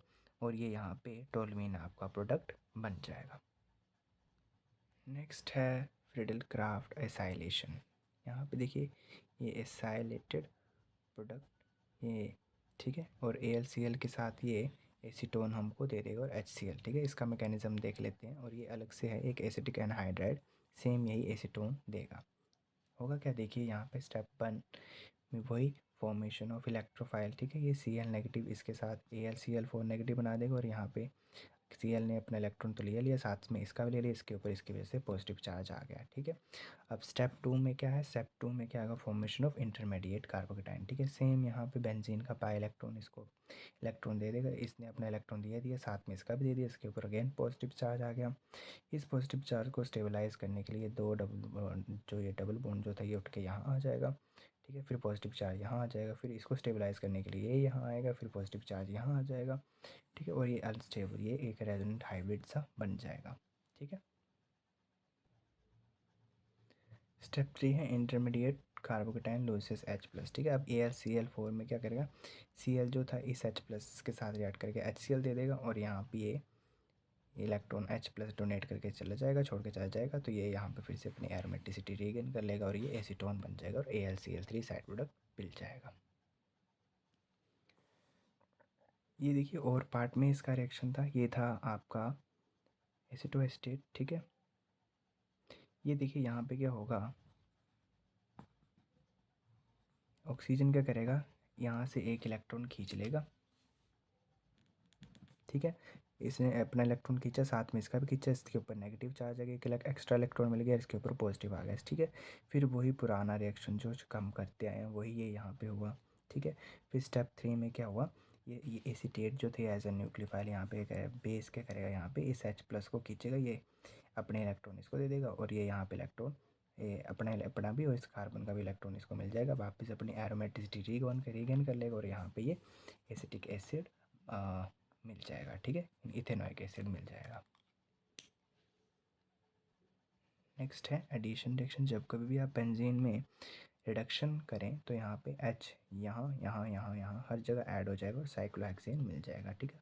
सिमिलरली 3H2 की जगह आप 3Cl2 ऐड करेंगे तो यहाँ पे ये 1 2 3 4 5 6 ट्राई हेक्सा क्लोरो साइक्लोहेक्सेन मिल जाएगा, ठीक है। और कंबशन में क्या होगा, जब कभी भी आप बेंजीन में को ऑक्सीजन के साथ रिएक्ट करवाते हो कार्बन डाइऑक्साइड और वाटर मिल जाएगा, ओके। नेक्स्ट है directive influence of a substituent and their effect on reactivity. मतलब जब कभी भी बेंजीन रिंग के ऊपर ऑलरेडी कोई ग्रुप प्रेजेंट हो तो नेक्स्ट ग्रुप कहाँ आके अटैच होगा वो डिसाइड करेगा जो ऑलरेडी ग्रुप प्रेजेंट है, ठीक है। जैसे यहाँ पे देखिए अगर जो ऑलरेडी ग्रुप प्रेजेंट है वो इलेक्ट्रॉन रिलीजिंग ग्रुप है तो इलेक्ट्रॉन रिलीजिंग ग्रुप क्या करेगा, इलेक्ट्रॉन डोनेट करेगा, ठीक है। तो होगा क्या, यहाँ पे देखिए ये लोन पेयर यहाँ पे डोनेट होंगे, फिर ये जब यहाँ पे ये लोन पेयर डोनेट होंगे तो ऑक्सीजन और कार्बन यहाँ पे डबल बॉन्ड बना लेंगे और इस कार्बन के एक ये जो यहाँ पे जो कार्बन जो है यहाँ पे देखिए इस कार्बन का 1 2 3 4 4 बॉन्ड यहाँ पे बन जाएंगे, ठीक है। और अगर ये बॉन्ड यहाँ से ना हटा तो 5 बॉन्ड बन जाएंगे, इसीलिए ये यहाँ से हटेगा इस कार्बन की वैलेंसी को सेटिस्फाई करने के लिए, और यहाँ पे नेगेटिव चार्ज आ जाएगा, ठीक है। फिर ये नेगेटिव चार्ज यानी कि 2 इलेक्ट्रॉन पेयर यहाँ से लोन पेयर से बॉन्डिंग पेयर में कन्वर्ट होंगे, और फिर ऑब्वियसली इनको यहाँ से हटना ही पड़ेगा, फिर ये बॉन्डिंग से किस में हो जाएंगे, लोन पेयर में, ठीक है। सिमिलरली फिर ये यहाँ से लोन पेयर से यहाँ बॉन्डिंग में जाएंगे, और ये बॉन्ड पेयर से यहाँ लोन पेयर में आ जाएंगे, फिर ये यहाँ पे आ जाएंगे, और ये यहाँ को आ जाएंगे, और ये फिनोल बन जाएगा। तो हमने यहाँ पे क्या देखा कि यहाँ से जो आपका लोन पेयर जो है वो इस ऑर्थो और पैरा पोजीशन पर ही आ रहा है, ठीक है। तो यानी कि जो भी कभी इलेक्ट्रोफाइल होगा वो कहाँ अटैच होगा, यहाँ पे ऑर्थो या फिर पैरा पोजीशन में ही अटैच होगा, ठीक है। नेक्स्ट, अगर कोई इलेक्ट्रॉन अट्रैक्टिंग ग्रुप अटैच है तो विड्रॉइंग ग्रुप, जैसे कि Cn, अगर आप इसको अब यहाँ पे NO2 अटैच होगा तो वो यहीं पे ही अटैच होगा, क्योंकि आपने देख लिया था इलेक्ट्रॉन जा भी रहे थे, जो रिलीजिंग ग्रुप था तो कहाँ पे जा रहे थे, ऑर्थो और पैरा पे, मतलब इलेक्ट्रो डेंसिटी कहाँ पे है ज़्यादा, ऑर्थो और पैरा पे। तो जो इलेक्ट्रॉन अट्रैक्टिंग ग्रुप अटैच हुआ है तो वो भी इलेक्ट्रो डेंसिटी कहाँ से खींचेगा, ऑर्थो और पैरा, तो यानी कि ऑर्थो और पैरा पे ही पॉजिटिव चार्ज आएगा। जैसे कि ये यहाँ पे Cn, ठीक है, ये Cn में से ये 2 इलेक्ट्रॉन यहाँ पे उठ के यहाँ आएंगे तो इसके ऊपर ये नेगेटिव चार्ज आएगा, ठीक है, और यहाँ से ये इलेक्ट्रॉन कार्बन के 4 बॉन्ड बना लेंगे, यहाँ पे पॉजिटिव चार्ज। फिर ये इस पॉजिटिव चार्ज को स्टेबलाइज करने के लिए 2 बॉन्डिंग पेयर यहाँ से उठ के यहाँ आ जाएंगे, फिर पॉजिटिव चार्ज यहाँ शिफ्ट हो जाएगा, फिर इसको कंपनसेट करने के लिए ये यहाँ से उठ के यहाँ आएगा, फिर क्योंकि इलेक्ट्रॉन फिर यहाँ कमी आ गई तो फिर पॉजिटिव चार्ज यहाँ शिफ्ट हो गया। फिर यहाँ से क्या होगा, ये अल्टीमेटली कार्बन ने जो यहाँ पे डबल बॉन्ड बनाए हुए थे, एक ये यहाँ शिफ्ट हो जाएगा, और ये जो लोन पेयर जो थे वापस यहाँ पे ओरिजिनल फॉर्म में यहाँ आ जाएंगे, और ये बन जाएगा। तो यहाँ से हमने क्या देखा कि जो पॉजिटिव चार्ज कहाँ कहाँ आ रहा था, ऑर्थो और मेटा पे आ रहा था, ये ऑर्थो थी और ये मेटा थी, ठीक है। सर माफ़ कीजिएगा, ऑर्थो और पैरा पे आ रहा था। तो जो भी इलेक्ट्रोफाइल होगा वो ऑब्वियसली अब सिर्फ मेटा पोजीशन पर ही अटैच हो सकता है, ठीक है, उसके पास और कोई ऑप्शन है ही नहीं। नेक्स्ट है, देखिए हैलोजेंस भी माना कि इलेक्ट्रॉन अट्रैक्टिंग ग्रुप होते हैं, बट वो बेंजीन रिंग को लोन पेयर डोनेट कर देते हैं, ठीक है। तो जो भी अपकमिंग इलेक्ट्रोफाइल होगा वो ऑर्थो या फिर पैरा पे अटैच होगा। जैसे कि यहाँ पे देखिए, ये क्लोरीन के ऊपर लोन पेयर थे, ये कहाँ अटैच होंगे, बॉन्डिंग में पार्टिसिपेट होंगे, फिर ये 2 इलेक्ट्रॉन बॉन्डिंग से कहाँ आएंगे, लोन पेयर में। सिमिलरली फिर ये लोन पेयर से वापस बॉन्डिंग में, फिर ये बॉन्ड पेयर से वापस लोन पेयर में, ठीक है, क्योंकि यहाँ पे कार्बन की बैलेंसी सेटिस्फाई नहीं होगी, ठीक है। और फिर ये वापस यहाँ से ये यहाँ उठ के आएगा और ये यहाँ चला जाएगा, ठीक है, 2 लोन पेयर यहाँ, और ये बॉन्डिंग से कहाँ आ जाएंगे, लोन पेयर में, ठीक है। फिर ये यहाँ से क्या होगा, ये जो बॉन्ड पेयर जो थे वापस क्लोरीन अपनी तरफ अट्रैक्ट करके ऐसे लोन पेयर खींच लेगा, और ये जो थे लोन पेयर वापस बॉन्डिंग में क्लोरोबेंजीन मिल जाएगा। तो यहाँ से हमने क्या देखा कि जो हैलोजन जो है वो भी ये कर रहे हैं, ऑर्थो और पैरा पे इलेक्ट्रॉन डेंसिटी रिलीज़ कर रहे हैं। तो अपकमिंग इलेक्ट्रोफाइल कहाँ अटैच हो सकता है, ऑर्थो और पैरा पे, ठीक है। Then carcinogenity and toxicity. देखिए कार्सिनोजेनिटी मैंने पहले भी बताया था कि ये कैंसर प्रोड्यूस करते हैं, ठीक है।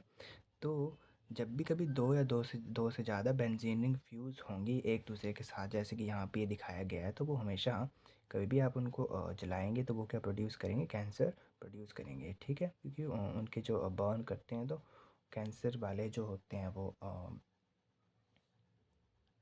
पार्टिकल रिलीज़ होते हैं, ठीक है। तो इसीलिए जो ये एग्जांपल दिए हैं, जैसे कि 1,2 बेंजा एंथ्रासीन एंड ये, ठीक है, 1,2,5,6 डाइबेंजा एंथ्रासीन, ठीक है। तो ये मैंने एग्जांपल दिए हैं। तो जेनेसिटी कौन से कंपाउंड शो करते हैं, जहाँ पे 2 या 2 से ज़्यादा बेंजीन रिंग एक दूसरे के साथ फ्यूज़ हों, ओके, एक दूसरे के साथ फ्यूज़ हों। देखिए अगर आपको ये वीडियो में समझ आया हो तो चैनल को प्लीज़ सब्सक्राइब कीजिएगा और अपने दोस्तों के साथ भी शेयर कीजिएगा, ठीक है। वीडियो देखने के लिए थैंक यू।